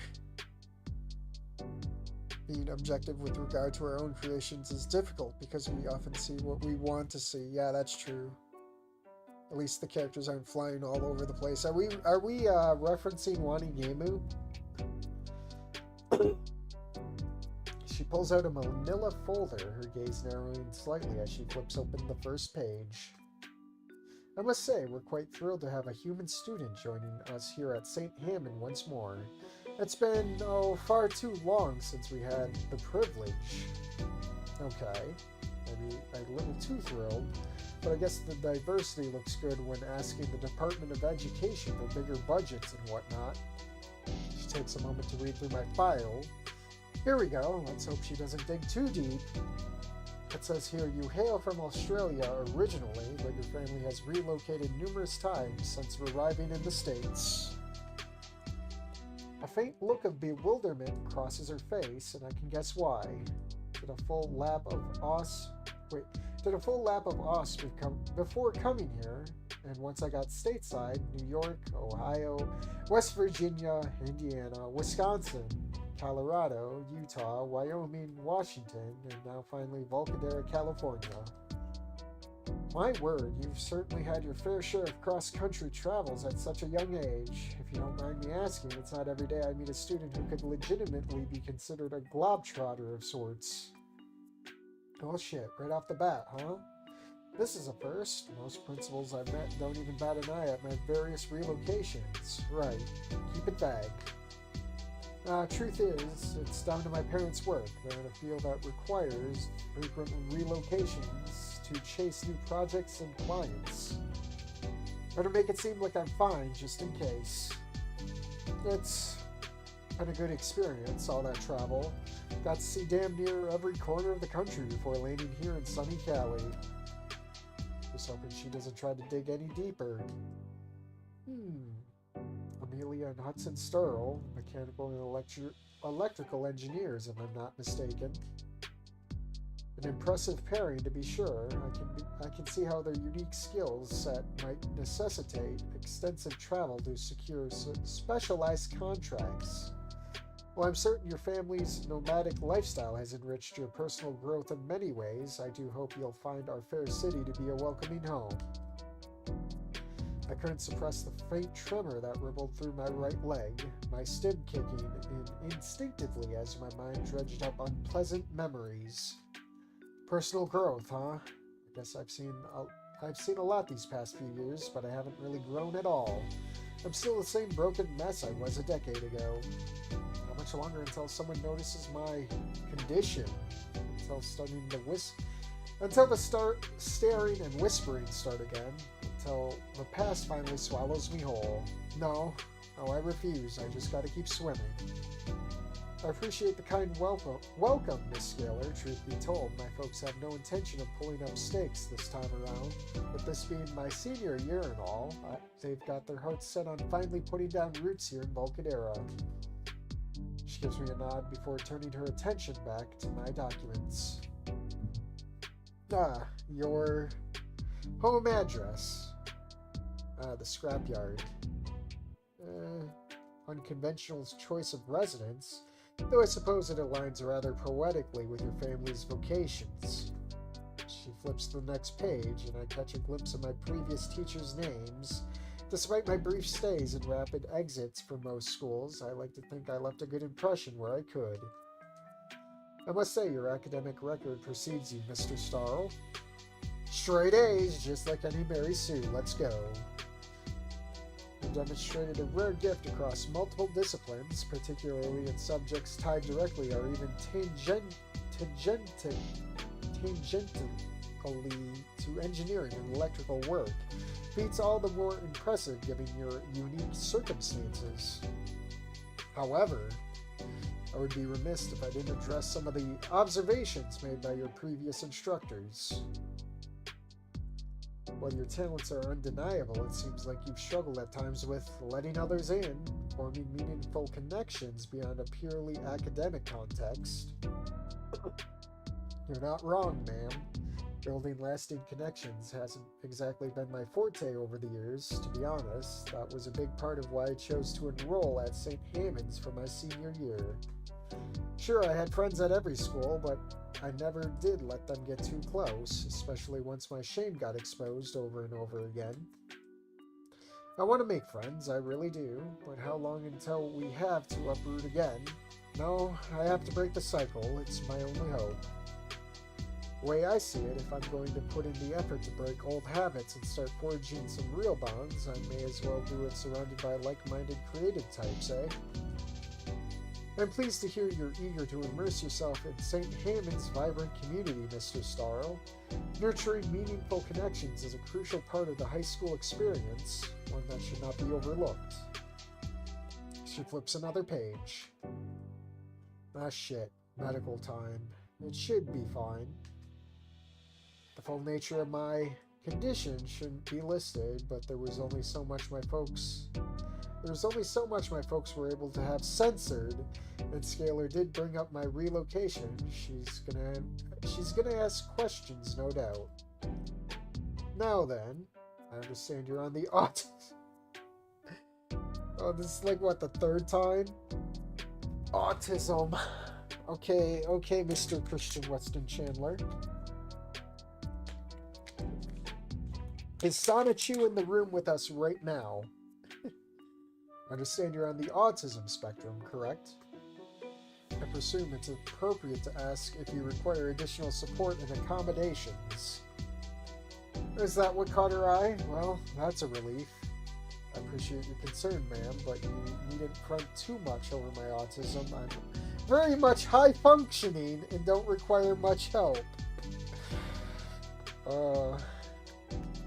Truth is, the biggest hurdles tend to be adapting to new routines and environments, but once I have got my bearings, it's smooth sailings from there on out. I got pretty adept at reading body language over the years, so even if someone's tone doesn't quite match their intent, I can usually suss out what they're trying to convey. To be honest, the only real accommodation I might need is regarding those tinny overhead announcements. The sound quality makes it hard to hear what's being said sometimes, but a quick recap from a classmate is usually enough to get me up to speed. I'm pleased you've cultivated such effective strategies to manage your conditions, Mr. Starl. Self-awareness and adaptability are crucial traits, especially when facing unique neurological challenges. There's a slight twitch in her eye. I get the feeling she might not be worried about budgeting for accommodations, like aids, but honestly, it doesn't matter to me. Truth is, I have far greater concerns than my tism. At worst, it's just an inconvenience. As for my social skill, well, I'm pretty sure the years of running and isolating myself have done more harm than my tism ever could. She goes back to reading the rest of her page. Next up is probably my vocals, courtesy of my accident. Why is she making that face? I must admit, I'm somewhat perplexed by this particular notation, Mr. Starl. Clearly, there has been some manner of oversight. Okay, seriously, what is she looking at? Regarding your mobility requirements, a clear recommendation for a wheelchair. Oh no. Oh no. Fuck. Even the mention of that fucking chair, I can't stop shaking a little. You'd think I'd be used to this by now. Almost none of the other 9 schools I've attended since moving to the US ever brought it up. Either they never noticed or they just didn't care. I'd forgotten it was even mentioned in my file. My right leg starts to bounce like crazy, ignoring my mental instructions to stop or even lessen. Fuck, I need to get my shit together and fast. Not even an hour into my last chance, and I'm blowing it. Just breathe, goddammit. Okay. Got it under control. Shit, Miss Scalar's face. She's definitely caught my mini panic attack. How the hell am I gonna play this off? Oh shit. Apologies for that, ma'am. Fuck. I don't think I could just play this off. Fuck it. Just move on. Don't even mention it. You're right to be confused. The truth is, the recommendation was valid once. But that was a long time ago. You saw me walk into your office after all. I don't need any help. I'm just as able as any other student. And I refuse to be coddled or treated like a charity case. The last words emerged as little more than a broken mess. I was so focused on my shaking, I failed to notice the throbbing in my throat. I grimaced, lifting one hand to rub the thick scars scoring the side of my neck. Blast it, I reached for my water bottle from my holster along my left thigh and greedily swigged. The cool liquid soothed my ravaged vocal cords.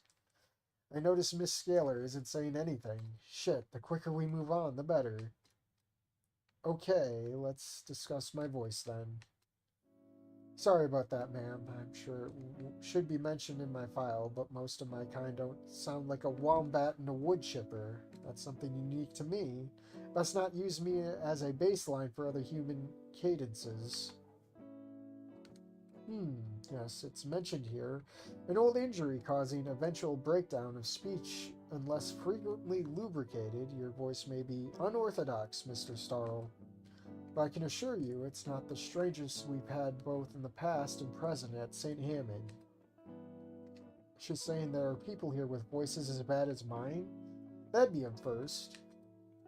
Speaking of firsts, she didn't react to my voice at all. Furthermore, she's looking at my water bottle like she's got a case of deja vu. I'll be certain to inform your instructors of your unique requirements. You'll be permitted to keep that water bottle on hand regardless of class and will be allowed to refill as needed, as stated in your med file. Well then, with the formalities out of the way, let's get you properly oriented for your schedule here at St. Hammond. Thank fuck she's skipping past the wheelchair. Your first period, you'll have physical education in the gymnasium. Oh, it's going to be beat for beat. Coach's methods can be unconventional, shall we say. Just give your best and you should be fine.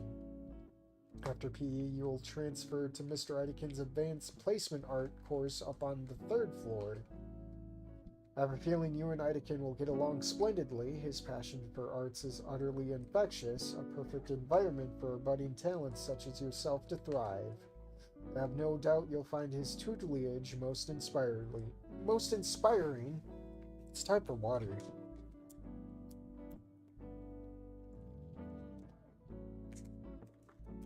Yeah, let's confide in chat.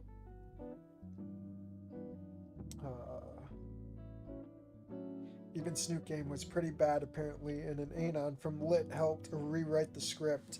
Isn't there like the first raw demo that leaked out there somewhere? Ending 3 was the original good ending. And let Scalar give me detention. Scalar route mod when? Yeah, when? Don't we have like a Sophia mod coming out sometime? Does anyone have a link to the Lit Anon critique? I want to read it. Scalar and Tolbert MILF mod. Curse take. Ferris route mod when? Oh god. I pity that single day has only 24 hours. I would make you guys so mad. Little Gator moment. Ferris mod. Hi, my name is Jonah. I just moved to Volcadera and oh my god. Little Gator Inco. I like the extra variety of facial expressions on the pro tag. His jacket keeps changing colors. Alright. Just try to rein in any overzealous artistic expressions that might result in property damage. Alright, Ben mentioned him. Also, property damage, it's just art, right? How destructive can it get? After art, you'll break for a lunch period. Cafeteria is presided over by our esteemed chef, Kyron. Just make sure to give our chef a heads up that you're an omnivore. I get the feeling they might not have an omnivore menu. Good to know beforehand, I guess. I give her a nod. Good. Now for your 3rd period, you'll have photography with Mr. Idekin again.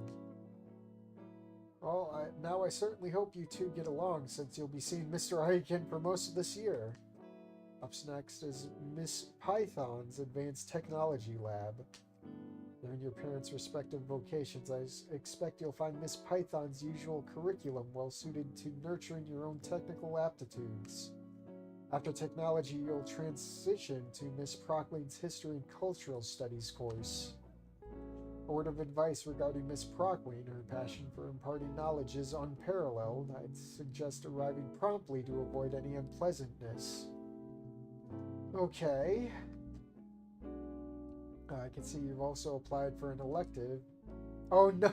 Nick's Lockjaw's Mechanical System and Designs class. Oh boy.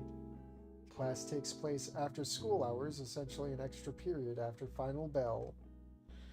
Lockjaw's particular curriculum is also quite demanding, but if your parents' vocations are any indication, I suspect you'll find the challenges invigorating.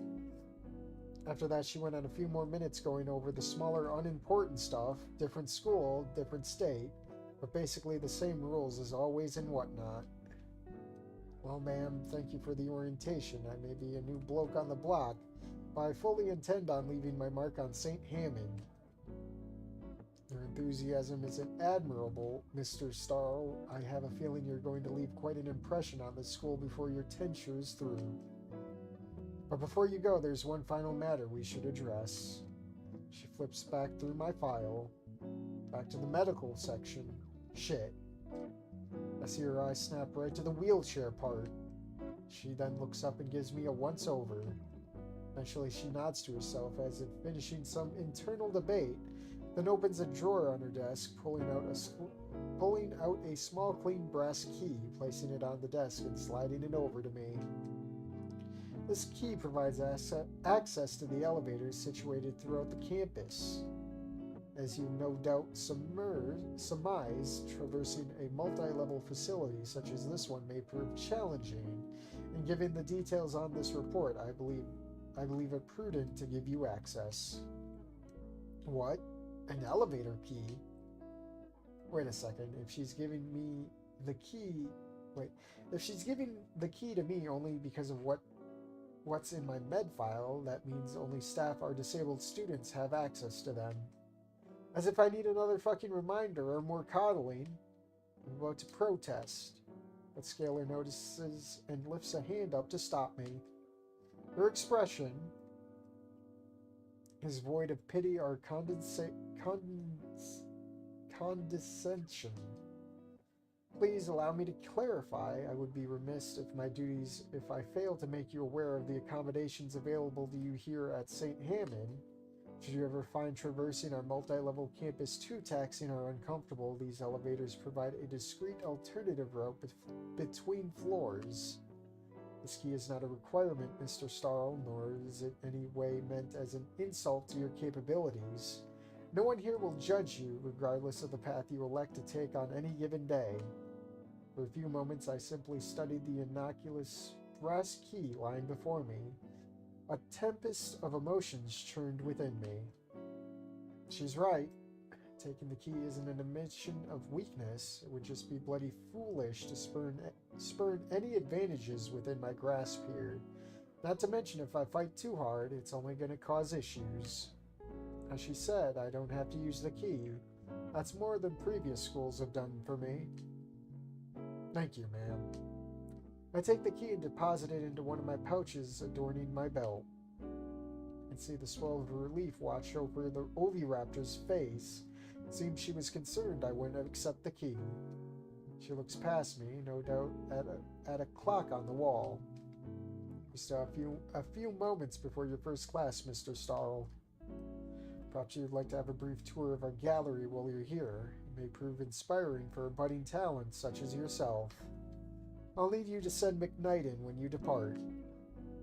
I have a few student council matters to discuss with him before the day proceeds further. Much appreciated for your time, Principal Scalar. I reckon I'll take you up on that offer to suss out the gallery. Thanks for understanding. I'll be sure to send Ben your way on my way out.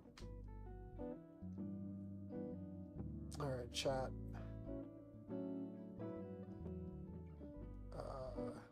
Extra variety. That's a mistake. The new class ATL first, then photography. Who the fuck uses vocations outside of medieval fantasy setting? Vocational tech schools use that term. MX versus ATV unleashed. Yeah, I heard vocation back in uni. I wouldn't know. Oi, Ben. Principal wants a word with you, mate. Gives me a nod. I watch as Ben enters the office. I can barely make out some words.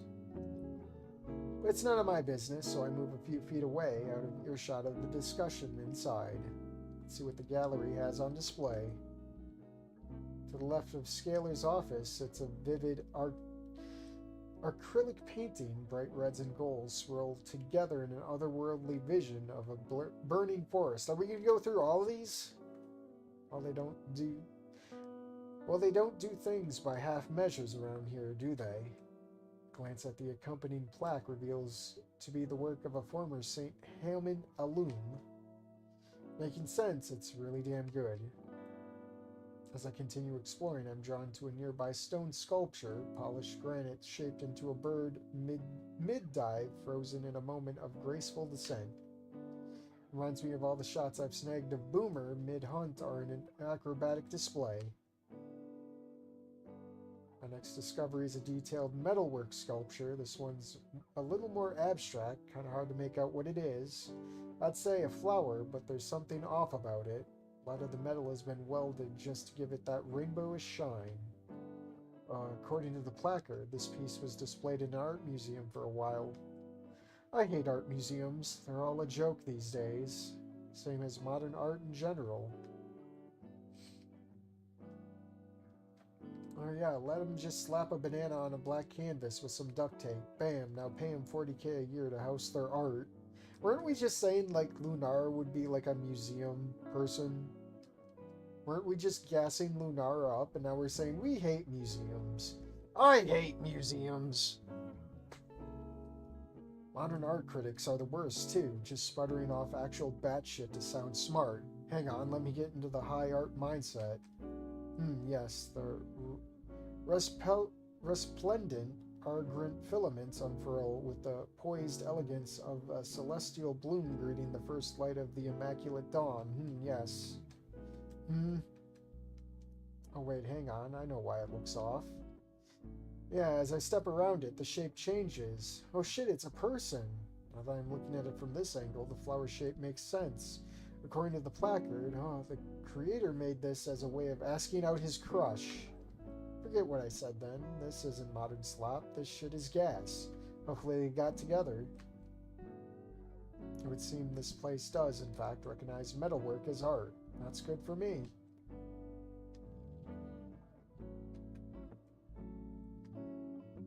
Not seeing any games displayed. Then again, maybe it's just the lack of a TV in the gallery. Surely there'd be animations on display at the very least, right? Well now, what have we here? The Olivia painting. Fucking hell. It's so detailed to the point that I could honestly use it like a map. No wonder it's hanging up across from the principal's office. Is it Volcadera, but from the coastline? The sunset behind the skyline makes the city look like it's being engulfed in a warm embrace of orange and yellow, making it feel so full of life. The waves, repeating in a gentle backwash against the shoreline, make it seem so peaceful, so different from what I've known and felt these past 10 years. Fucking hell. They've painted the sunset bouncing off of every damn window. Every inch of the city just looks so warm and inviting. It's beautiful. It almost looks like home. Memories of a restless nomadic life flood my mind, but here on this canvas is the promise of everything I had longed for. A place to put down roots. Did I hit something? They're like the screen flash for like a moment. I'm like, what the hell? A place to put down roots, to immerse myself in creativity. What the hell? Okay, Windows, what do you want? Get out of here. To stand proud once more. Volcadera Bluffs, my new beginning, my chance at a life free from past tragedies. Please. Let this be it. Let this be the place where I can finally start over and stand tall once more. The bustle of students around me breaks through my thoughts. I wipe away a tear, trying to regain my composure. Yeah, Olivia's going to be entering in soon. Jesus. Some games or shows have brought me to tears before, but so few and far between. This is the first time a painting has.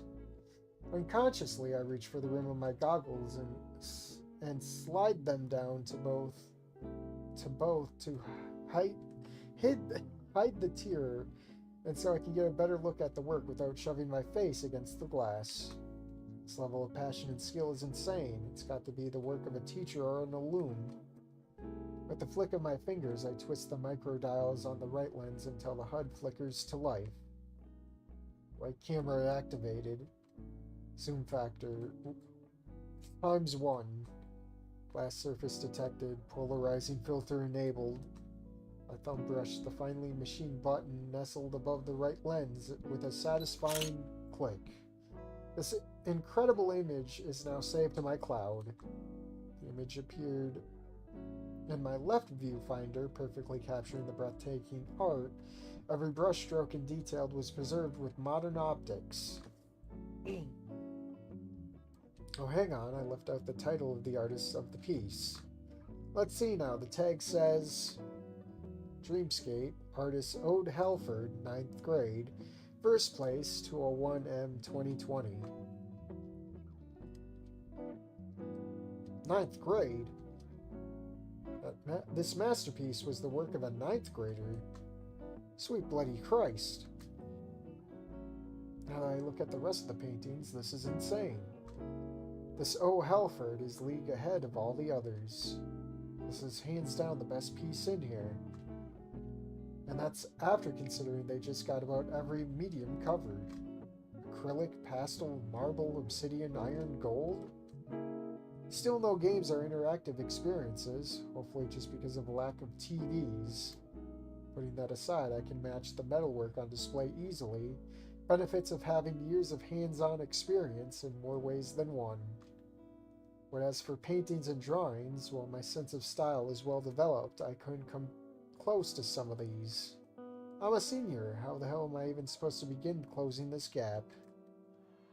I'm seriously going to have to speedrun these courses if I even have the slightest chance of closing the gap. Dev talk. Dev here, you may notice that Ben is here on screen, but is actually not, with Marshka having met with Miss Scalar first rather than Ben popping out before the first encounter. He's now delayed, still in Scalar's office. With me being no real artist, sadly, it's just the same Olivia intro for now. Once I figure something out, it'll be change. Hey, watch it, jackass. If I just focus on this art piece, imposing will seem impossible. Slow your roll, Leatherface. I need to take a step back. Literally, I need to physically step back. My leg! Okay, what the hell is that noise? Looking up the hall, I spot a pair of raptors jumping all the way up something. A few ceratopsides slammed their back against the wall, shouting words even I wouldn't repeat. What the fuck's going on? Something or someone is barreling down the hallway with no regard for who's in the way. I can almost make out what it is, if not for the big guy ahead of me, some kind of Therophone. I'm gonna have to step closer to the middle of the hall to see around him. Come on, man, move out of the... Finally he moves. Only he dodges at the last possible second. Now there's only a few feet between me and... No.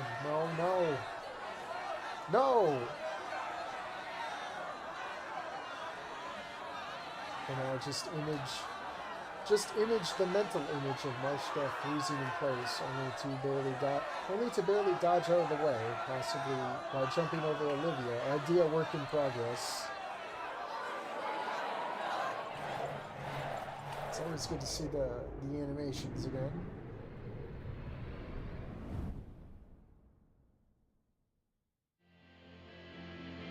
A fucking wheelchair. Base Marshka for what? Yes, he actually has a hawk as a pet. Please spare guts. Just the modern art kind. By the way, the tape banana was sold for $20 million. It was bought by a crypto bro, of course, because he's a monkey. Museums versus art galleries, I guess. Art galleries aren't just money laundering operations, and museums display plastered dinosaur bones to try and convince us the Earth is older than 6,000 years old. Australian wedge-tailed eagle, even bigger bird. Also, of course, a crypto bro would buy it. Why would you buy a banana? Lightning bolt is way better. It's because he's a monkey. Jesus, that's rap, GDU. Marshka said modern art sucked, and that's why I called him base. Okay. I get you. The sight of the metal cage locks me in place. Time slows to a crawl. My fists clench, as digging into my palm is almost hard enough to draw blood. Memories surge, dark and suffocating. I'm a kid again, trapped in that wreck, choking on my own blood. My ability to walk stolen from me, sealed by that chair. Helplessness, rage, shame, despair. These emotions blot out rational thought, leaving me consumed by a single desperate desire. Fuck, I have to get out of the way, but I can't move. With my weighted and armored gear, I'll be like a wall if I don't. Fuck it, I don't have a choice. It takes every ounce of will I have to shift my weight to the right. Putting everything I got into my leg and then some, I launch myself. Fear and despair have blocked me from going left or right. The remaining option is up. I pray my math and instincts are right. I barely clear her. Momentum tilting me into a front flip. Midair, I caught a glimpse of the driver. She was covered in emerald scales. Her green hair was a mess, and she wore a faded purple hoodie. If she had been just a little faster, we would have crashed. Her head tilts back just enough to lock her blazing golden eyes onto mine. Dark circles ring her eyes as if she hasn't slept in days. Despite me literally front flipping over her in a place where we reacts, her gaze is ghost-like, and she's looking through my soul. I need some water.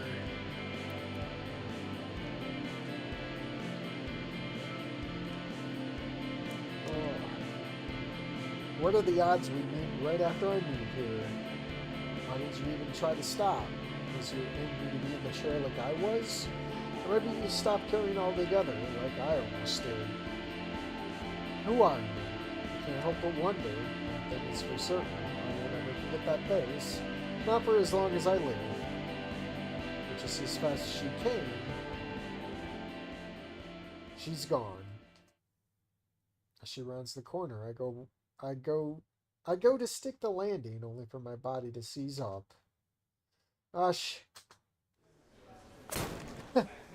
Nice. Yeah. Normally I'm quite good at landing on my feet, most of the time. Ow. Even rolling onto my back hurts. What was that sound? Marshka? What happened? Oh. Hey, Ben. I'm good, just almost got run over is all. Run over? Looks around, noticing the gap in the hallway where everyone had rushed to the side. Shit, I hope no one saw me.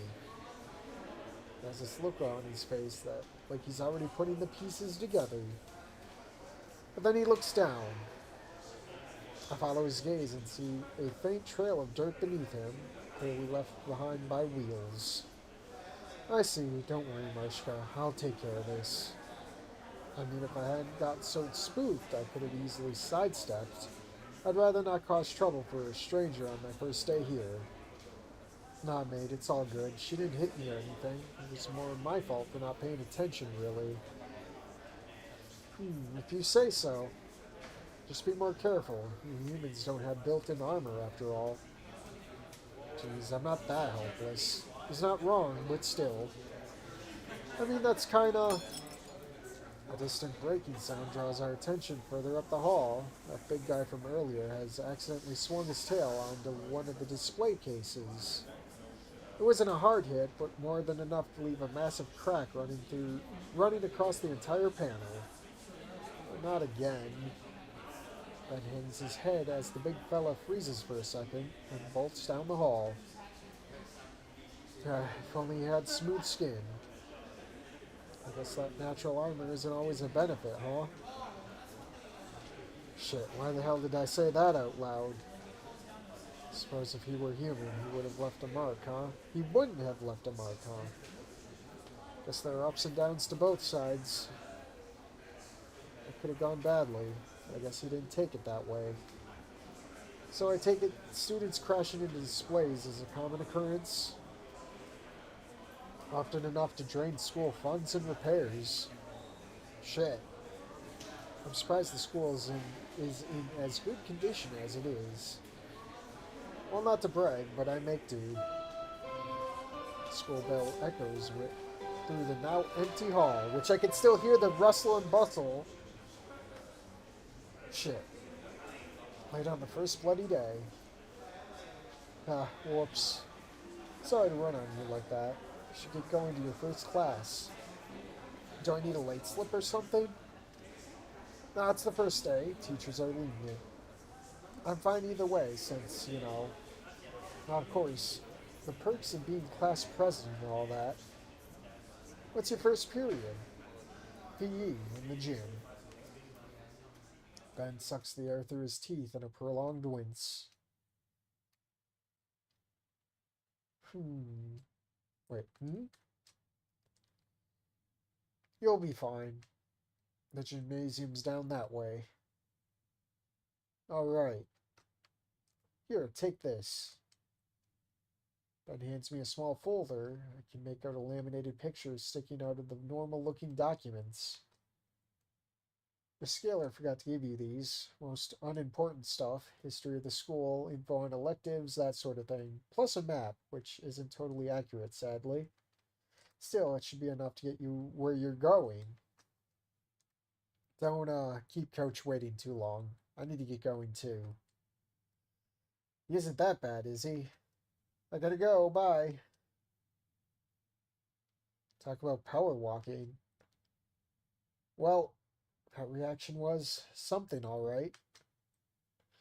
I recenter myself with a deep breath, getting one last look at the dreamscape art. Bloody oath. I need to track this O. Halford down at some point. If their work is in 9th grade was already at this level, I can't even fathom what they're capable of now.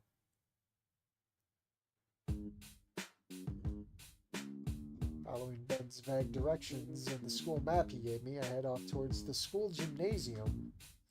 After all the earlier commotion, I could use a quiet moment to think to myself. My mind drifts back to the girl who almost ran me over earlier. I frowned slightly, considering finding her and putting a name to those haunting eyes. There was no way around it. I felt some undeniable sense of kinship. The look on her face mirrored my own during that time of my life. So maybe that shared experience could bridge the gap. But she's still bound to that steel cage. Would she see me as someone who understands? Or would she just see me as a horrible traitor for daring to walk again? No doubt she would ask how I started to walk again. No, no one can know. Not again. Not after. Tearing my thoughts away from that horrible memory, the halls feel like a bloody ghost town now. St. Hammond. It's certainly livelier than many of the other schools I've been to. My mind drifts back to the various campuses I've drifted through over the years, each one filled with zombie-like students who never dared to even smile. But since step one, from that crowd to that girl who liked my jacket, this place has been all gas and no brakes. It's refreshing. Why is this place like that? Now, of course. The school's main focus is art, and that attracts them. So many of the other students, future artists, sculptors, musicians, and the like, they've all chosen to be here. That's why it's so active. Not to mention, people involved in the field of creation tend to be even just slightly more eccentric than the common man. Will I be able to forge the same kind of bonds and lasting connections, or will my own hang-ups and instincts to remain isolated doom me to drift along forever as an outsider? Just gotta find my footing. It's my senior year and I have to make Volcadera work, which means I'm here to stay at St. Hammond. That's risky. The more people I let in, the more likely I am to slip up. I don't want to be alone anymore. I never wanted to be in the first place.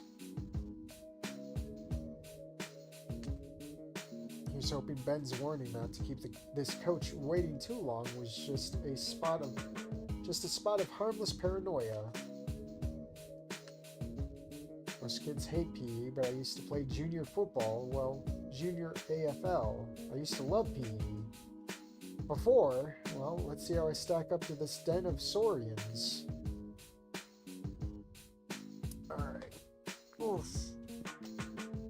We're like 2 hours and 15 minutes in about, and my voice is literally dying, so I'm not going to do a good Coach Sully, so we'll probably push this off to Wednesday. I'll keep going. It's not horrible, but it does have some quirks. Let me put a save in this real quick. Pop the main menu. I'll throw on the ending screen and we'll recap. I'll go over chat. I'll wrap it up. All that jazz. Finally caught up before the stream is over for once. Well, now it's over because I need to save my voice. Forgot to cut the sound earlier. Wait, so he actually was just run over by the short bus. Is Ending 4 going to be Marshka building Olivia in an exosuit, advanced warfare style, and make her fight Kevin Spacey? Sally, how tall are you? I didn't know they stack shit that high. I'm sure that's going to be referenced. I'm sure height's going to be referenced at the gym. I am so fucking nasally congested. I need to figure this out. Like, you think like Benadryl or something would help with this? I don't know. I don't want to be seeing the Hat Man while I'm fucking playing Wani Gator. It's just, my nose gets all clogged. It's all mucusy. My throat goes dry. Water only helps for a little bit. I don't know. Andre the Giant, do purple stank. I need to like switch my computers out for that. But then again, I was feeling good earlier today to sit down for a bit. I mean, if you guys are like no stranger to doing like maybe hour chunks for purple stank, I could do that. But that's going to be another thing where I have to read out stuff too, so I hope it was at least semi-entertaining. More changes occur from PE onward. Yeah, it's better than Wani Gemu so far. At least having to like go through it. No, I mean for your nose, drink it purple stank. Yeah, real life, sure. I'm sure I'll figure something out. It's just when I get like an hour into doing this, it just feels like my voice is sick.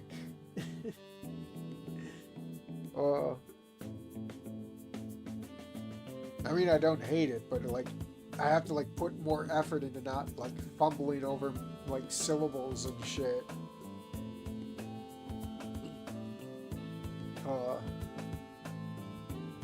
Purple Stank Adventures, the movie featuring Adam Sandler in Resident Evil movie later. Forgot her name. Yeah, pretty much. Is that Throne thing still current, or do you have a Steam wish list for games? I do have both. Hoshin's actually bought me some games. I should probably stream those one of these days. I don't really put anything like much into Throne anymore. I do have the surprise gift for if anyone wants to like throw whatever at me. If anything, I would like if anything else, I do still play Fortnite, so I know V-Bucks aren't on there unless they're like the big portions. I can usually just get them through like other cash cards through like PlayStation or Xbox, Nintendo. It's probably just going to go straight to Fortnite. Sadly. I forget what else I wanted to put on Throne. Usually, like, there's games that'll come out on Steam I'll, like, want to throw on Throne, but they don't exist on Throne. It sucks. And again, no one's obligated to donate anything. It's just there. It's just there to be there. Because if I enable YouTube, what is it, YouTube Partner Program or whatever, then I have to give them my tax information. And that's just a headache. I don't even know what Fortnite is since I saw Goku fighting Darth Vader and then there was a racing game. Yeah, Fortnite's fucking cracked out. Oh, I don't know. I just play bot lobbies on Fortnite. It's like the most chillest shooter ever. I don't even play with real people because real people just suck. If you're playing Fortnite with real people, all you're gonna do is see more loading screen than action.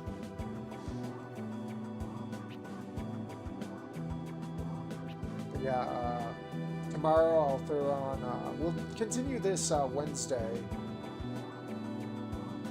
I'll hash up the video, or not the video, the stream tonight, put the timestamps in. then I'll throw up the thumbnail for Wednesday, and we'll come back at it. I totally understand if you want to drop I Want to Build That Gator. I know there's a lot of that I need to rework. No, keep going. I still got to keep going. Wani Gamer. I slog through everything. I try to play every mod, and I know I haven't played every mod yet.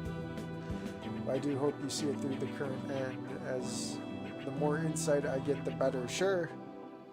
We got people here who can help with that too. I know Hoshin's filled with a lot of tips and tricks. Yeah, I should probably wrap it up.